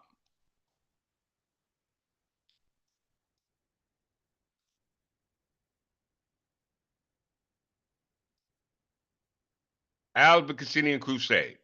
And the Treaty of 1229 ended the Albigensian Crusade, okay? But there was, which was succeeded by the Treaty of Paris of 1259, okay? Very important that we understand this. Look at the belligerents in this argument, okay? Commanders and leaders. Simon de Montfort, and who on one side, Philip II of France, Louis VIII of France, okay? Then you have Raymond VI of Tuscany and Raymond the Seventh of Tuscany. Their mother was Blanche of Castile, the daughter of Eleanor of England, uh, the daughter of King Henry II. Okay, very important. Let's just prove it. Raymond VI of Count of Toulouse. Pardon, so I was wrong. Um, we got to go back to that's the Castilian War. We're talking about the Albigensian Crusade. So we see Raymond the Seventh mother was Joanne of England, and Joanne of England was the daughter uh, of King Henry II. Let's just make sure. Joanne of England was the marriage was by marriage Queen of Sicily and Countess of Tuscany. She was the seventh child of King Henry II of England and the Duchess Eleanor of Aquitaine. There it is right there. Okay? So the Albigensian Crusade goes back to the time of where the mestizo was first recorded in regards to the mixing of the true Negro, i.e., the Spanish. Okay? The Spanish, because the English and Spanish were aligned by way of what we call the houses. Okay, very important, as well as French, because Henry II was married to who? Eleanor of Aquitaine. She was a French queen. Okay, and we're talking about the Queen of Sicily, Joanne of England, married to who? Raymond VI. I mean the seventh. All right, going back to the Albigensian Crusade. Very important to understand that I'm making this connection. Okay? All right, and this all goes to what? The incarnation of Christ, the personification of Christ. All this is very important. Let's continue on with the lesson.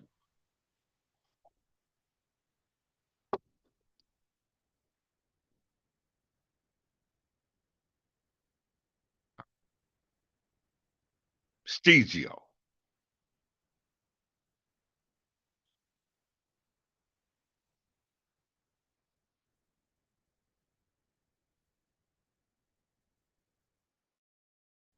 So as we can see, Mestigio, the first document of the word or mixing, all right, has to deal with to refer to the offspring of Egyptian Afro-Hamitic and Semitic Afro-Asiatics. Okay, very important. And it also gave you the classification of those mixing. Okay, right here. All right, it gave you Spaniards, Peninsulars, Creole, Castizos, Mestizos, Indio, Pardo, Mulatto, Zambo, and Negro. Okay, and it said Negro, a person of African descent, primarily formerly a slave African in their descendants, and Negro is a name that originated either in Italy or Castile. Okay, right here.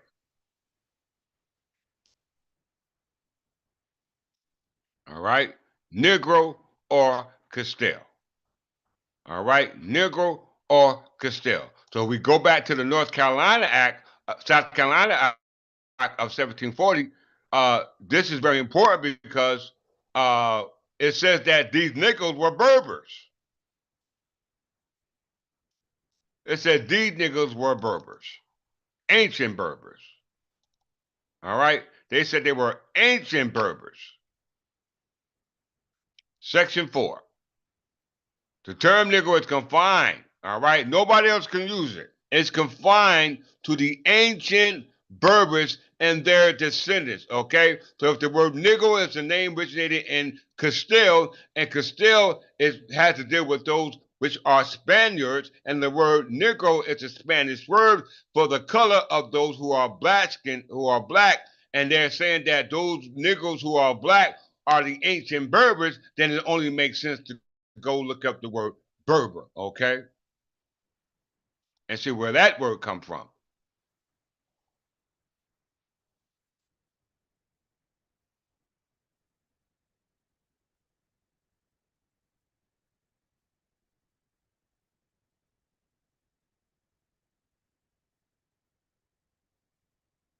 The Berber history, family, crest, and coat of arms, etymology of the word. The history of the name Berber begins with the Anglo-Saxon tribes of Britain. It is derived from the baptismal name meaning son of Barbara. In some instances, the name may have been a nickname for someone such as a Moor or a Berber who appeared to be of North African heritage. In such case, the name is a reference to the Barbary coast or North Africa. So how in the hell the name Berber originated in England, but it's associated with Moors of North Africa and Berbers of North Africa? We know Moor is a term that originated as a result of the amalgamation of Berbers with Arabs. Okay, very important. We know that is the case when we go with to Imre Ahmad Hassan in regards to citizenship here in North America. They clearly clear that mess up for us.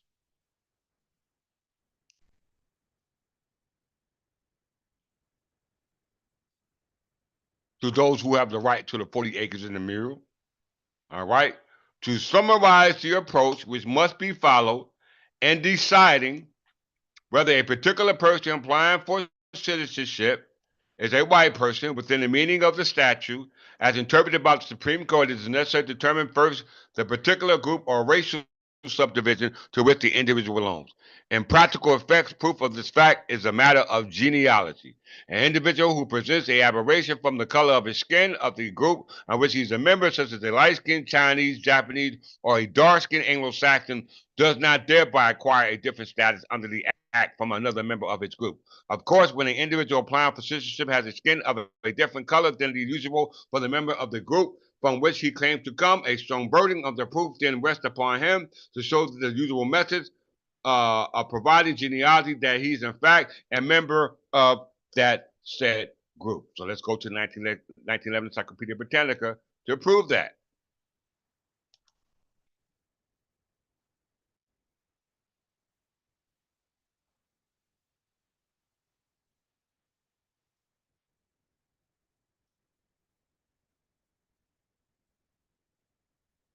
Berbers.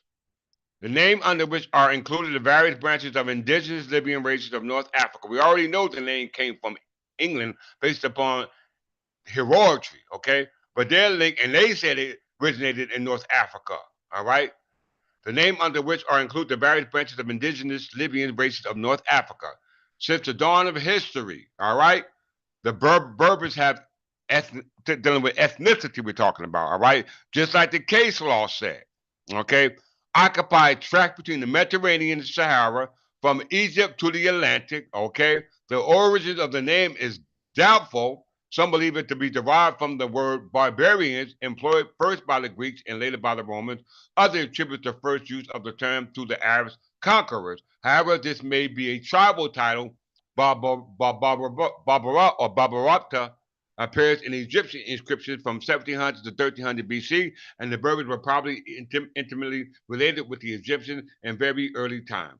So we see that the word Berbers is very important because it also were called the barbarian. We know Alfred the Great unified those barbarian tribes back in 886 when they were distributed in 1492 as a result of the Spanish Empire, which took control of the Spanish Berbers because the Berbers, according to the 1740 naturalization, 1740 South Carolina Act said that those Negroes, which the word Negro comes from Castile, which is in Spain, were actually the ancient Berbers. And we know that the ancient Berbers were the Berbers as defined in the family crest coat of arms, said the name originated in England. And we know that's true because the 1911 Encyclopedia Britannica qualified that these people were the same because it says it right here.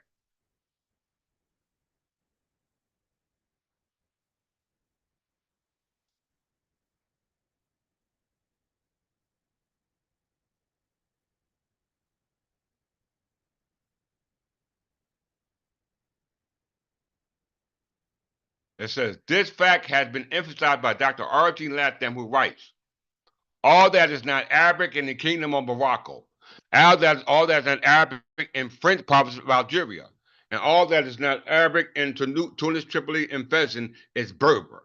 The explanation lies in the profound distinction of character. The Arab is a herdsman and a nomad. The Berber is an agriculturist and a townsman. The Arab has built his social structure on the Quran, which inculcates absolutism, aristocracy, and theocracy. The Berber, despite his nominal Mohammedanism, is a democratic with his Jimna or Wittenmont and his Kanun or unwritten code called the Magna Carta of the individual liberties as opposed to the community's good. Okay, so we not only have laws, but we have a government, okay, in which those laws were implemented, going all the way back to time immemorial and back to time that where Memorial descended down from, okay? We must understand our history, brothers and sisters. We must understand our history. Let's continue. All right. Now we understand that uh, the word Negro, meaning black, is a name originated in Castile. All right. We know that Castile is in Spain, and it says that the word Negro, according to the legislative of South Carolina, says that those Negroes were ancient Berbers. Okay, and we see here it says right here in the 1911 Encyclopedia Britannica.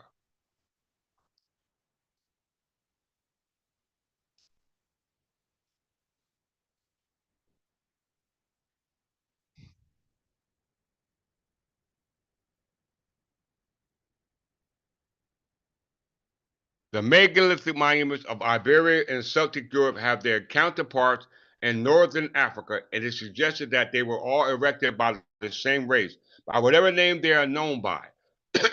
Berbers and Libyans in Africa, Iberians in Spain, Celts and Gauls and Picts in France and Britain. Did you hear that? So whether you want to call us Berbers in Libya and Africa, or Iberians in Spain, or Celts and Gauls and Picts in France and Berber in Britain, we are the same people. Okay? In spite foreign conquests. By who? Phoenicians, Greeks, Romans, Vandals, Arabs, and French. Okay? Very important for us to understand that. This is why the characteristics of us as a people has changed. Okay? That brings me here. The word Berber, how we pronounce it in English, sounds the same way or damn near the same in Spanish. Let's see.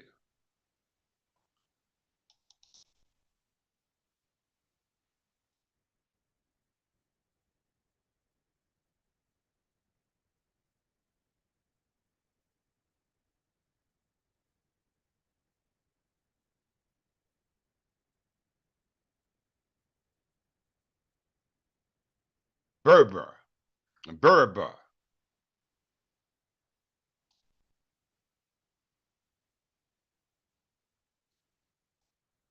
Bereber.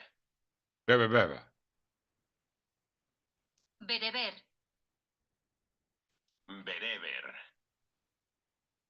Bereber.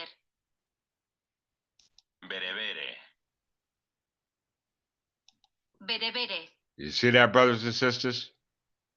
That's how they say it in Spain. But we are the same people because we all got the same color of skin. All right? Very important for you to understand what's being said. Okay? Very important. So now how did we get into this position? All right? How did we get into this position? All right? How? This is what we fail to realize. So let's understand it. The Estintio de Negro. The Estinte de Negro. All right? Very important. Because we know we're not mixed, okay? We're not mixed. All right. When we go back to the Negro laws of South Carolina of 1740, the term Negro is confined to slave Africans, the ancient Berbers, and their descendants. It does not embrace the free inhabitants of Africa, such as Egyptian Moors or Negro Asiatics, such as Lascars. Very important, as well as going to the classifications of the mestizos. Okay? There are classifications of the mestizos. Okay?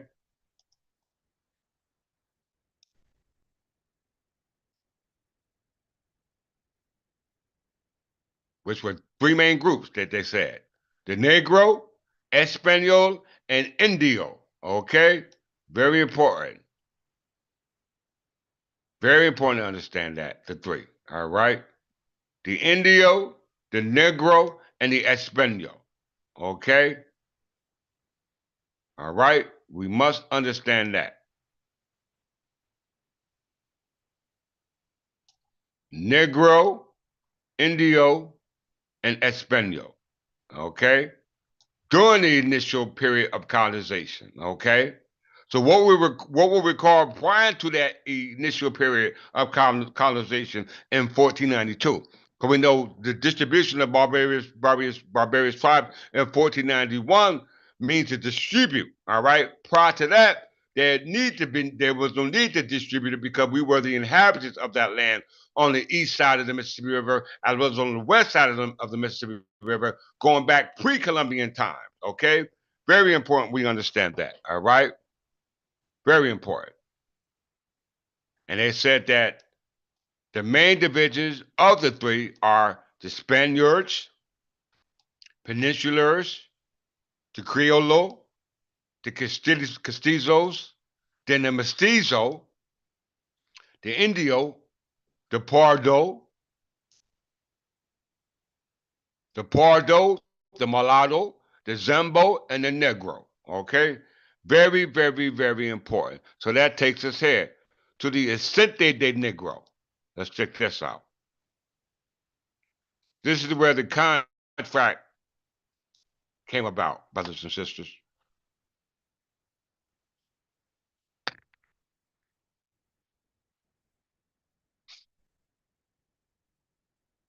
The Acento de Negro.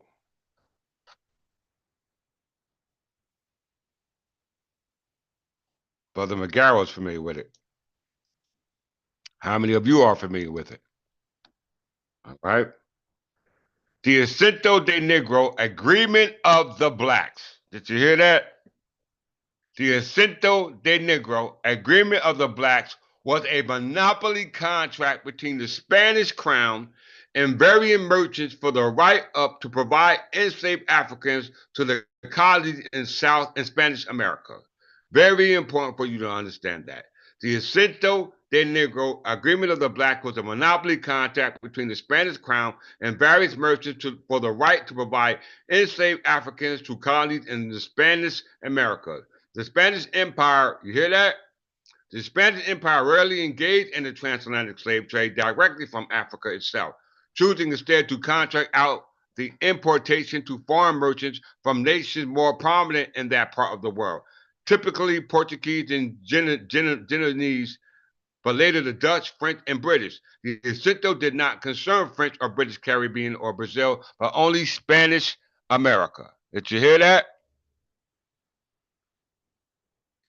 How many of you know about that? Brothers and sisters, how many of you know about that? The Spanish crown. That means the monarchs of the Spanish crown. We have to know who we're talking about, all right? Because in 1492, we're not the same. 1479, the monarchs back prior to that, in what we call the 11th century, were not acting under the same capacity, all right, or under the same auspices. We must understand that. The Ascente de Negro was the agreement of the blacks to involve them in a contract of monopoly involving the slave trade. All right? Very important.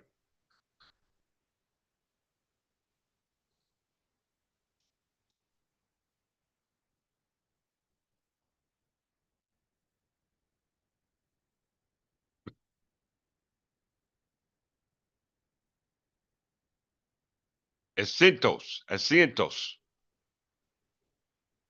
And asiento is in Spanish language is a short-term loan or debt contract of about 1 to 4 years signed between the Spanish crown and a banker or a small group of bankers against future crown revenues, often includes after peace treaties were signed. Did you hear that?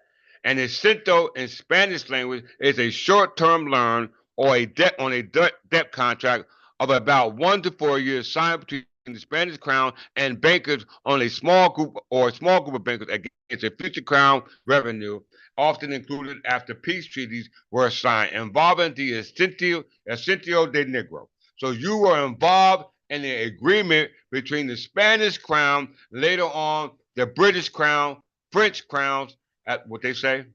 Who else they said?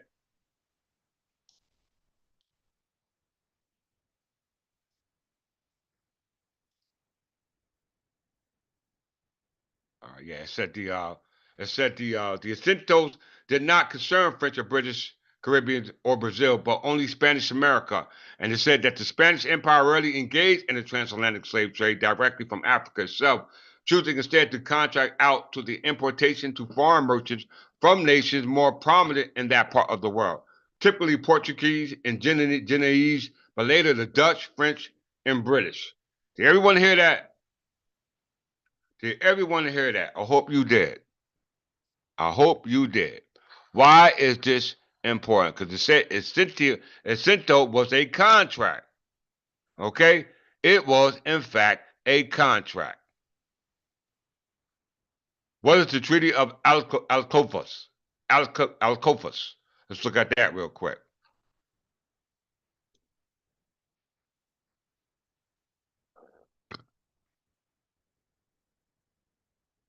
The Treaty of Alcofas, or the Peace of Alcavocas, Toledo, was signed on the 4th of September of 1479 between the Catholic monarch of Castile and Aragon on one side and Alfonso V and his son Prince John of Portugal on the other side. It put an end to the War of the Castilian Succession, which ended with a victory of the Castilians on land and a Portuguese victory on the sea. The four peace treaties signed at Alcofas reflected the outcome. Isabella was recognized as Queen of Castile, while Portugal reached hegemony in the Atlantic coast. So the Treaty of Alcavocas put an end to what they called the Estitio de Negro, okay, which was a contract on chattel property known as the Negro Black Ancient Berbers, okay? We must understand. And that all involved what we call the War of the Castilian Succession. Okay? The War of the Castilian Succession. You had two succession wars. Okay? You had the Spanish um, succession war and the Castilian succession war, which resulted from wars between the parties. Okay? So before we deal with the War of Castilian Succession and the Spanish succession, let's go into the actual wars that took place first before we can get to that. All right?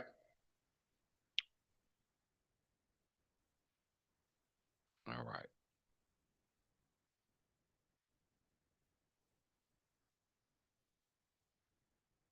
If there was a war of Castilian succession, there must have been a Castilian war, right?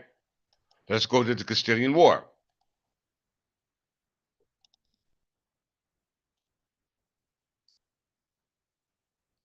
The Castilian War was a war of succession over the crown of Castile that lasted from 1351 to 1369.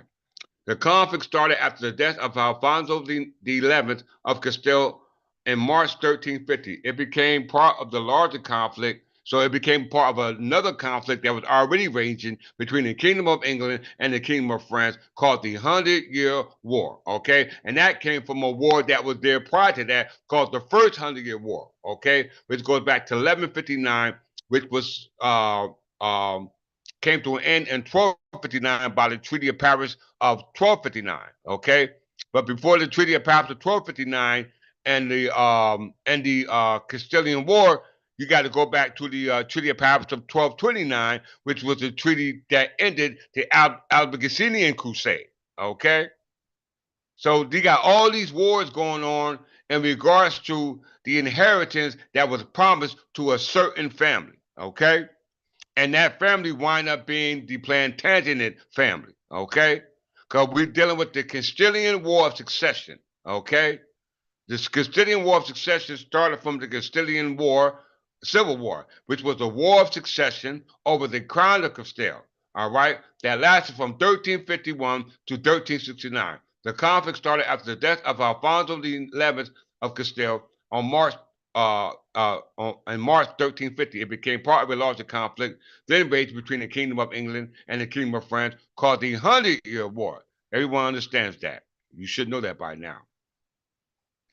This involved the belligerents King the Henry of Transamora and Peter of Castile. Okay, Peter of Castile married Joanne of England. All right, which was the daughter of Edward the First. All right, of Edward the First. Let's just prove it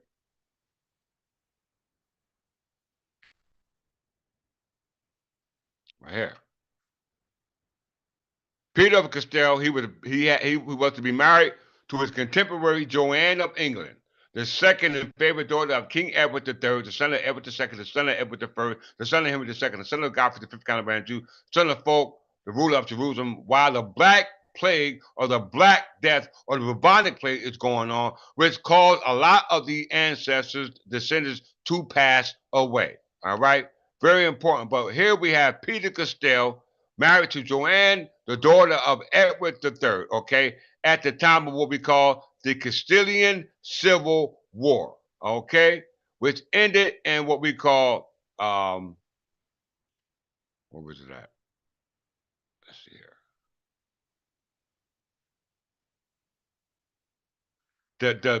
The parties involved with Peter of Castile and Edward the Black Prince. That's very important to understand that because if you do understand that, now we can revisit the War of the Castilian Succession. Okay? The War of the Castilian Succession. Because the Castilian Wars was under the jurisdiction of what? The Kingdom of Castile. Okay? Let's look at that first.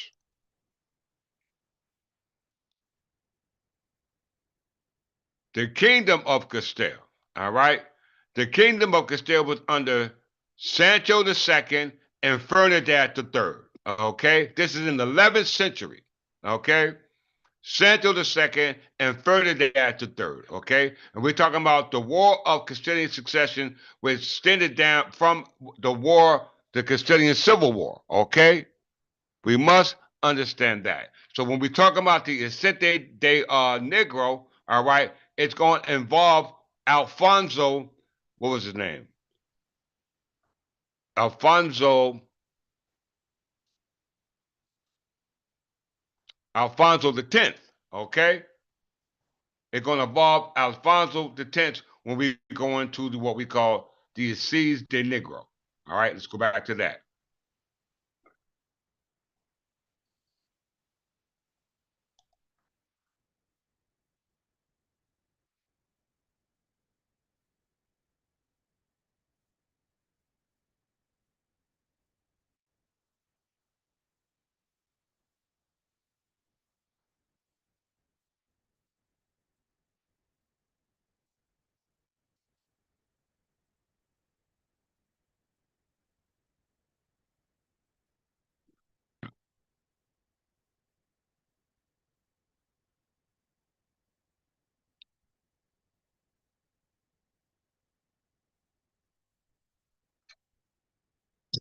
Bones, I thought.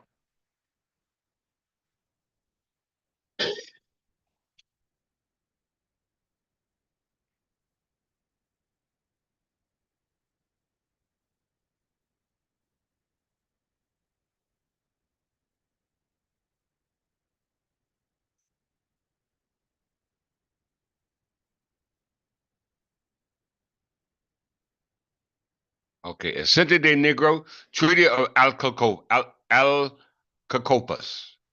Go ahead, click that again.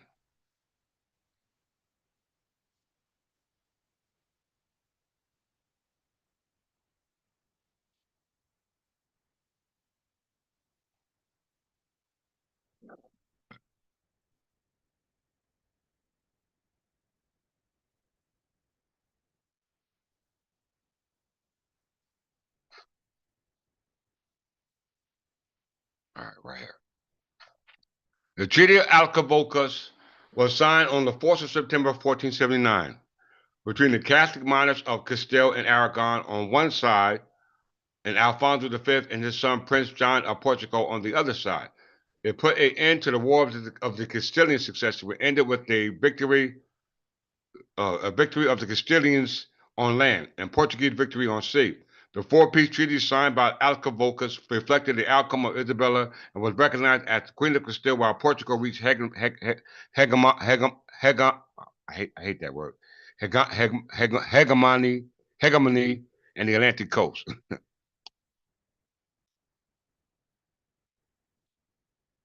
The War of Castilian Succession. After the death of Henry IV in 1474, the Castilian crown was disputed between half-sister King Isabella of Castile, married Prince Ferdinand II of Aragon, and King's daughter Juana de Tremora, popularly known as the La Beltranilla, because her father was alleged to Beltran de la Quina. And subsequent civil wars, Alfonso V of Portugal married Juana and invaded Castile May 1475, defending her rights. Okay, go a little further.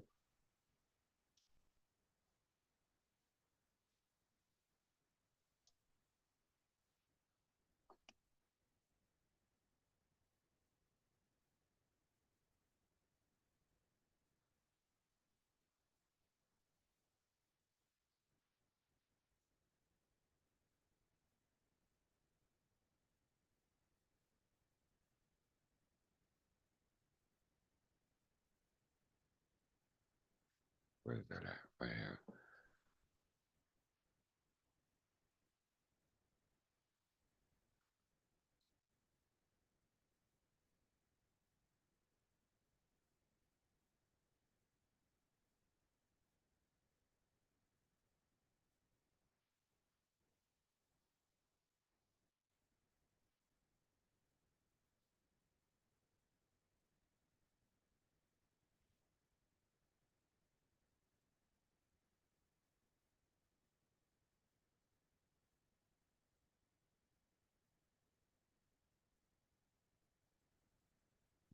So bear with me.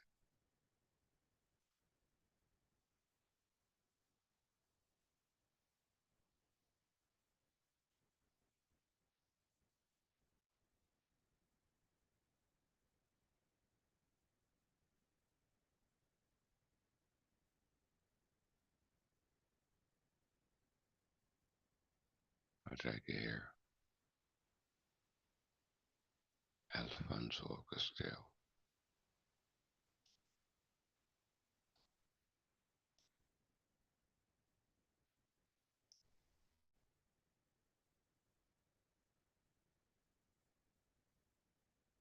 One second, I'm trying to backtrack.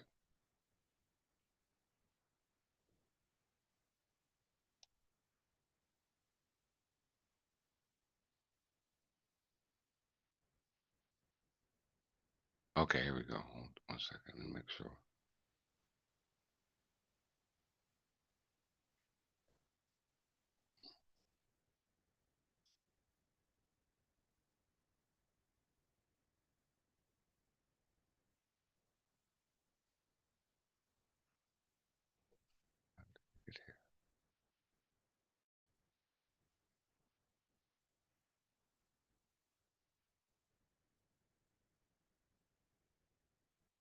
All right, let's see here. All right. Anglo-Spanish War. Let's start here. Anglo-Spanish War. 1584 to 1604. 1585 to 1604. A good place to start.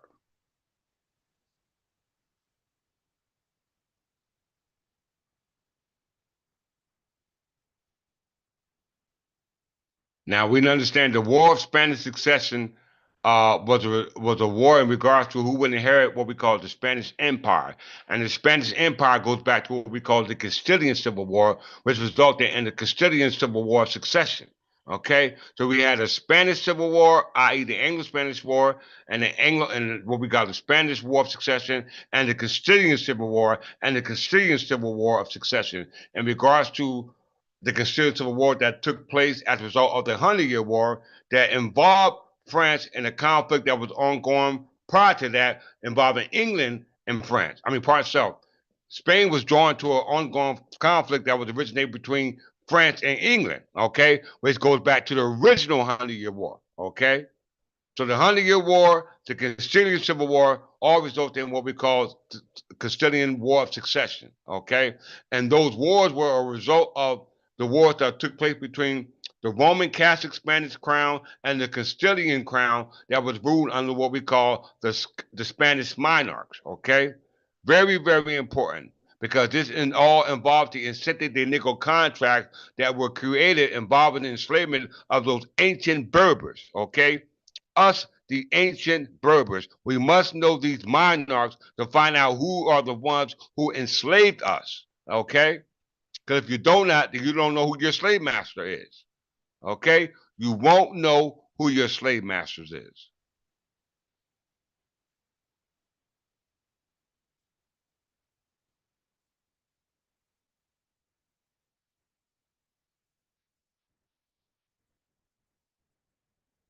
I think I gotta go back here to the Treaty of Alcobus.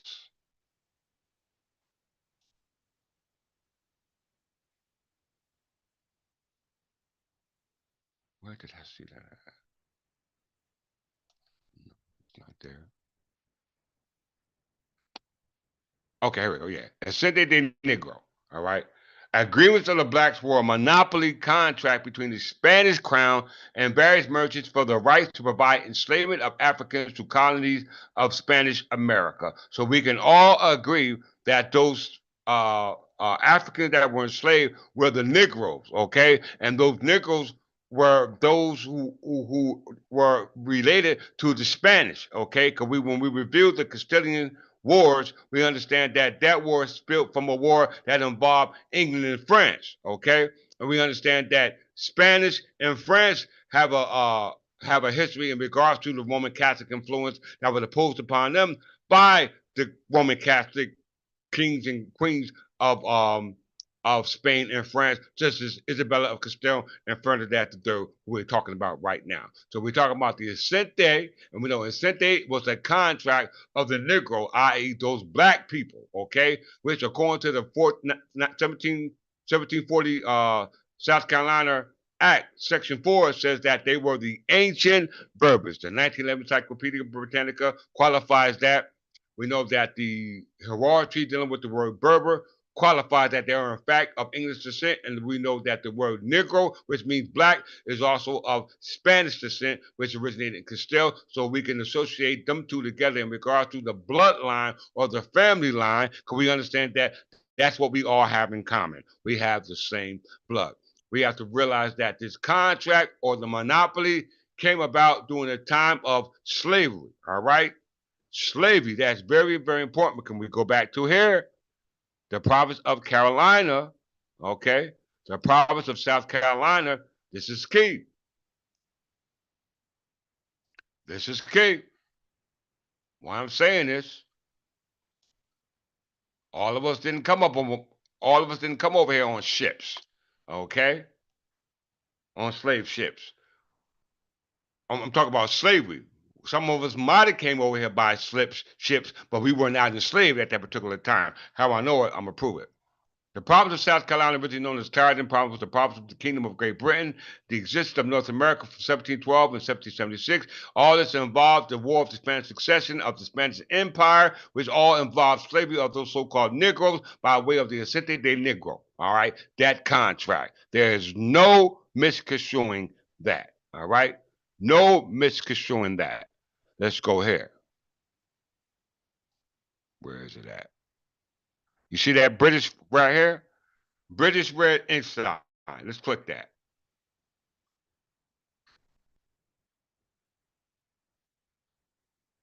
Right? The red ink sign or the red duster is a civil ensign of the United Kingdom of Great Britain and Northern Ireland. It's one of the British ensigns and is used either plain or defaced in either a badge or a charge, mostly in the right half. Okay? It is a flag flown by the British merchants or passenger ships since 1707. Prior to 1707, an English red ensign and a Scottish red ensign were flown by the English Royal Navy or the Royal Scottish Navy. Let's look at that real quick.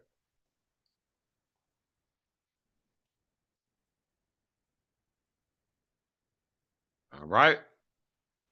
Pre 1707.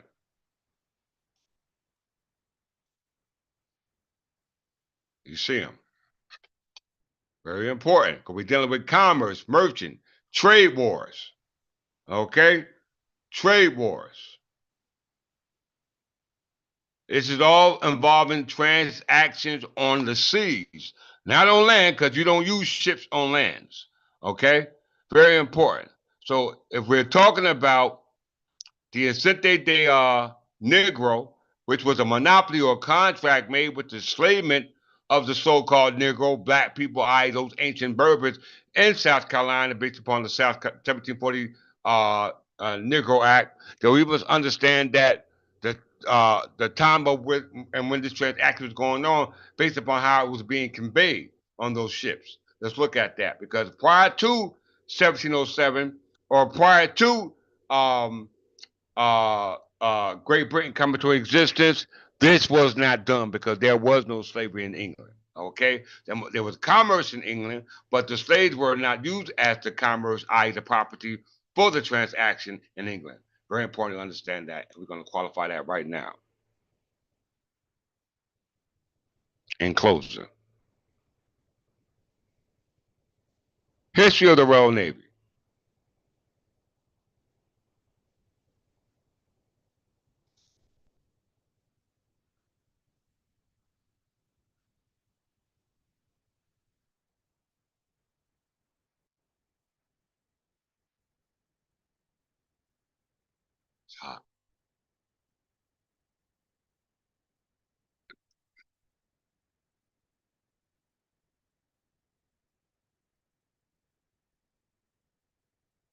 Properly speaking, the history of the Royal Navy began in 1546 with the establishment of the Navy Royal by Henry VIII of the House of Tudors.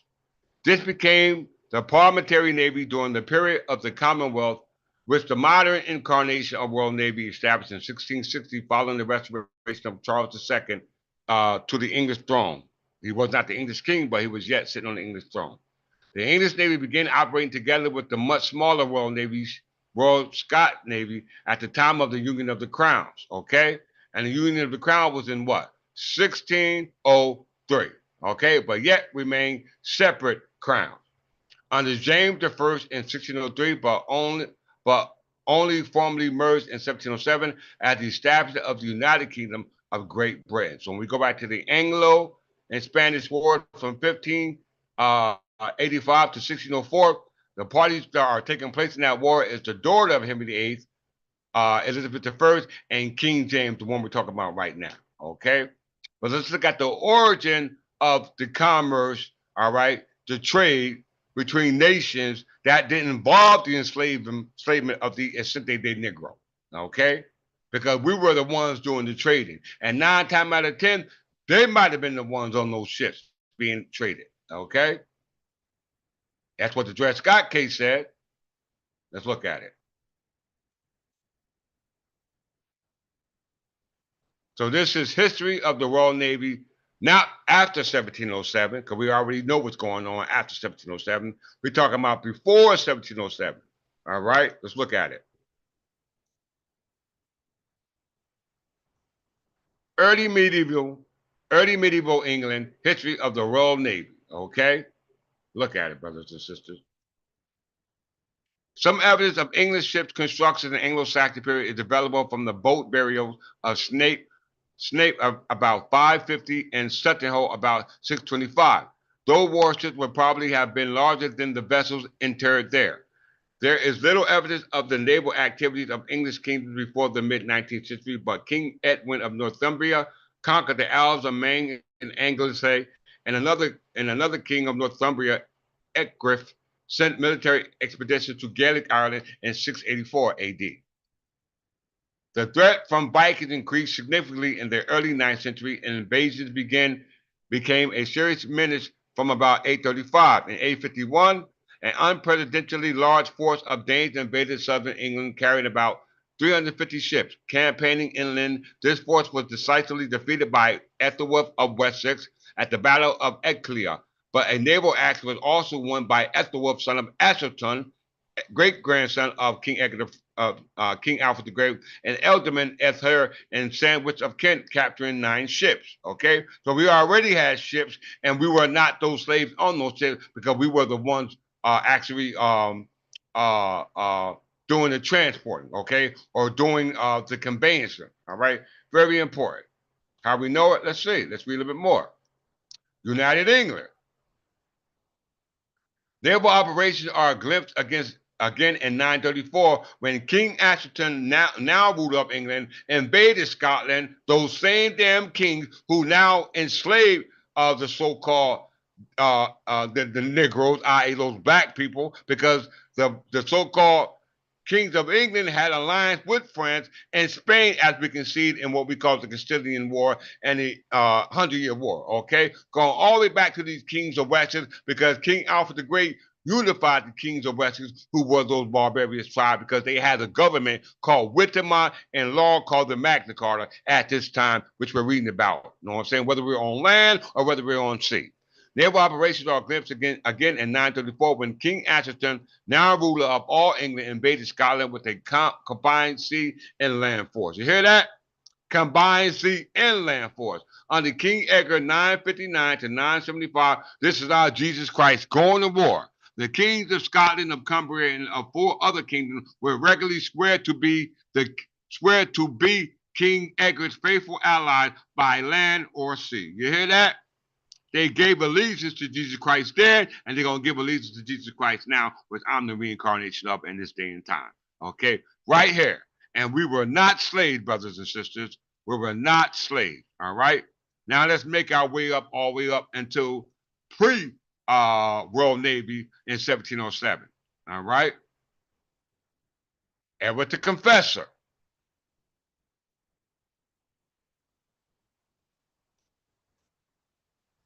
All right, that gets into that goes into Edward the First when we were talking about what was that called? What was that called? I don't want to guess. We'll get to it. All right. Then we see here in the High Middle Ages, House of Normandy. This is William the Conqueror. All right, William the Conqueror, 1066. invaded England, all right, on ships, brothers and sisters.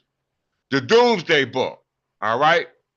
The 100 Roll, we just talked about that in regards to the mestizo, okay? The first recording was in 1275, and Edward the First was the King of England at that particular time, and he had the book, the Hundreds Roll, recorded to parakeet the Doomsday Book created by William the Conqueror, okay? Very important. And in closing, how we know that? Let's go to 1065.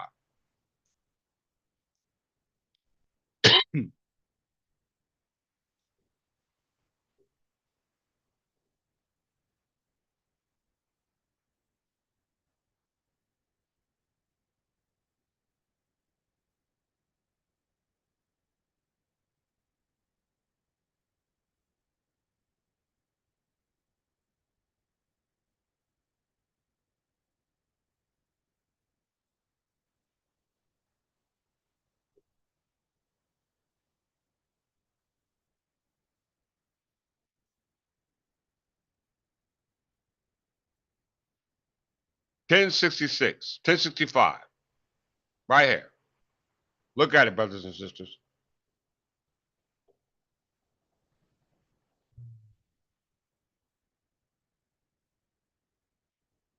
Berber year. You see that? Ain't no English reading out year yet. It's just the Berber year. All right? What no English king? The first English king start with William the Conqueror. So we will not even call English because the 1911 Encyclopedia Britannica says that the government of English was not Wittemont, but the government of the Berbers was called Wittemont. Okay? Very important because you don't see an English reading out year. Here, you see a Berber calendar, brothers and sisters. How can you disprove anything that I am saying? There's no way you can do it. All right? Let's go to 1066 now.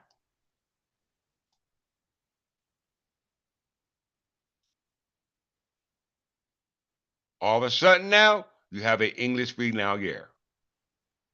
William the Conqueror invading England on ships. Okay? On ships. All right? This when our slavery started. Okay? This is when our slavery started. So with that, I'm going to close out on this. You already know what I'm going to go to.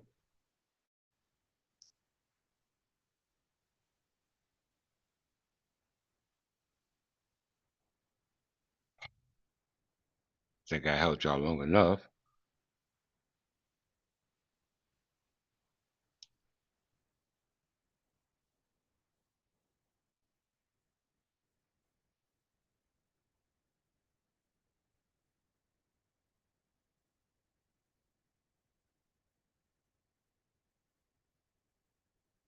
Waiting for my Microsoft.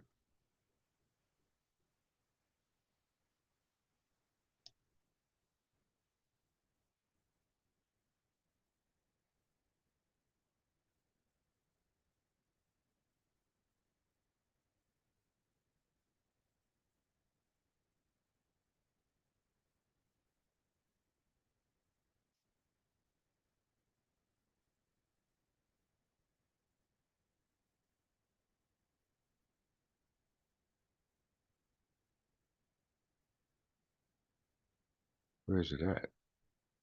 A1 history.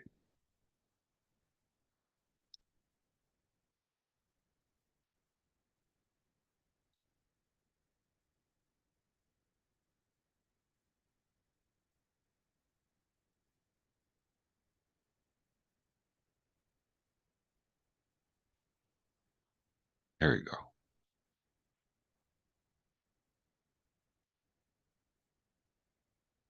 So we know that if 1065, the only calendar that was existing was the Berber calendar and ruling under Berber kings, which the ones who created the calendar, then it's only right to make that connection here. Okay? Because we know it's why the Spanish Empire, who enslaved the so-called ancient Berbers called Negro, since the word Negro comes from Castile and the word Berber comes from England, all right, we have to make that connection here, okay, to the Berbers in England being over here. So we make that connection by reading this article, which says that the historical background of feudalism, section 102, says because the New Jersey was formerly a colony of the Crown of England, the history and development of our entire legal system, including our system of land ownership, has its roots in England. For our purpose, though, the development of land ownership began with the successful invasion of England by the Normans in the year 1066 under the leadership of William the Conqueror, uh, King William the First. Okay, so King William the Conqueror, i.e., King William the First, invaded England in 1066. And in England prior to 1066 were only Berbers because the word Berber originated in England, i.e., London. Then the only conclusive uh, uh, um, conclusion we can come to is that the Berbers were in fact English heirs and descendants over here in North America. Okay, it's the only way we can make that connection. Okay, they admitted it that they adopted what William the Conqueror instituted, and if that is the case, then they also adopted the Doomsday Book. Okay, and the Doomsday Book was actually revived by Edward the First in regards to the 100 rolls, which is where the word county comes from. Okay, because the word 100 means county. Okay, very important.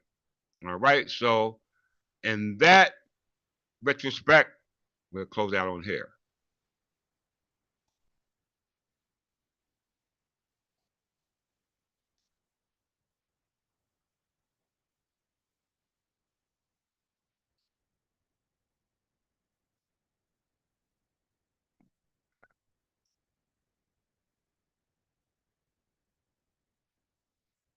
Understand, brothers and sisters. Section 4.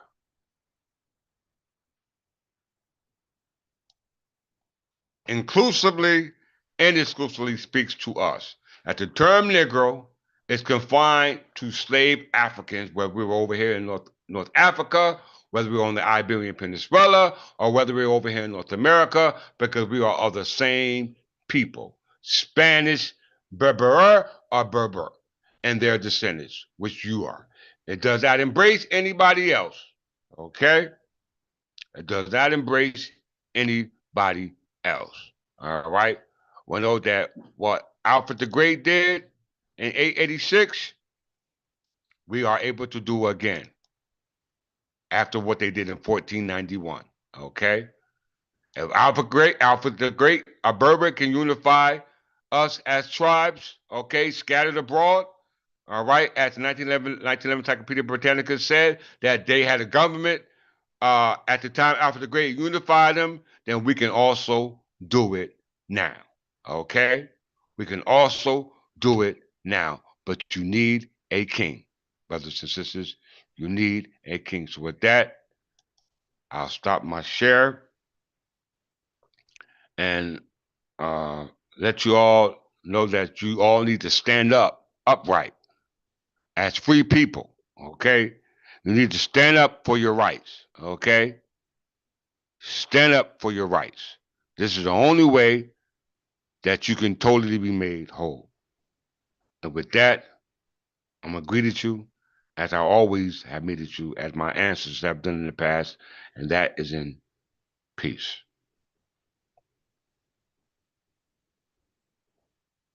Make sure you leave a comment, like, share, subscribe, as well as donate free and common sokas to $ Clifford Jefferson L, or the Third Timothy Church of England.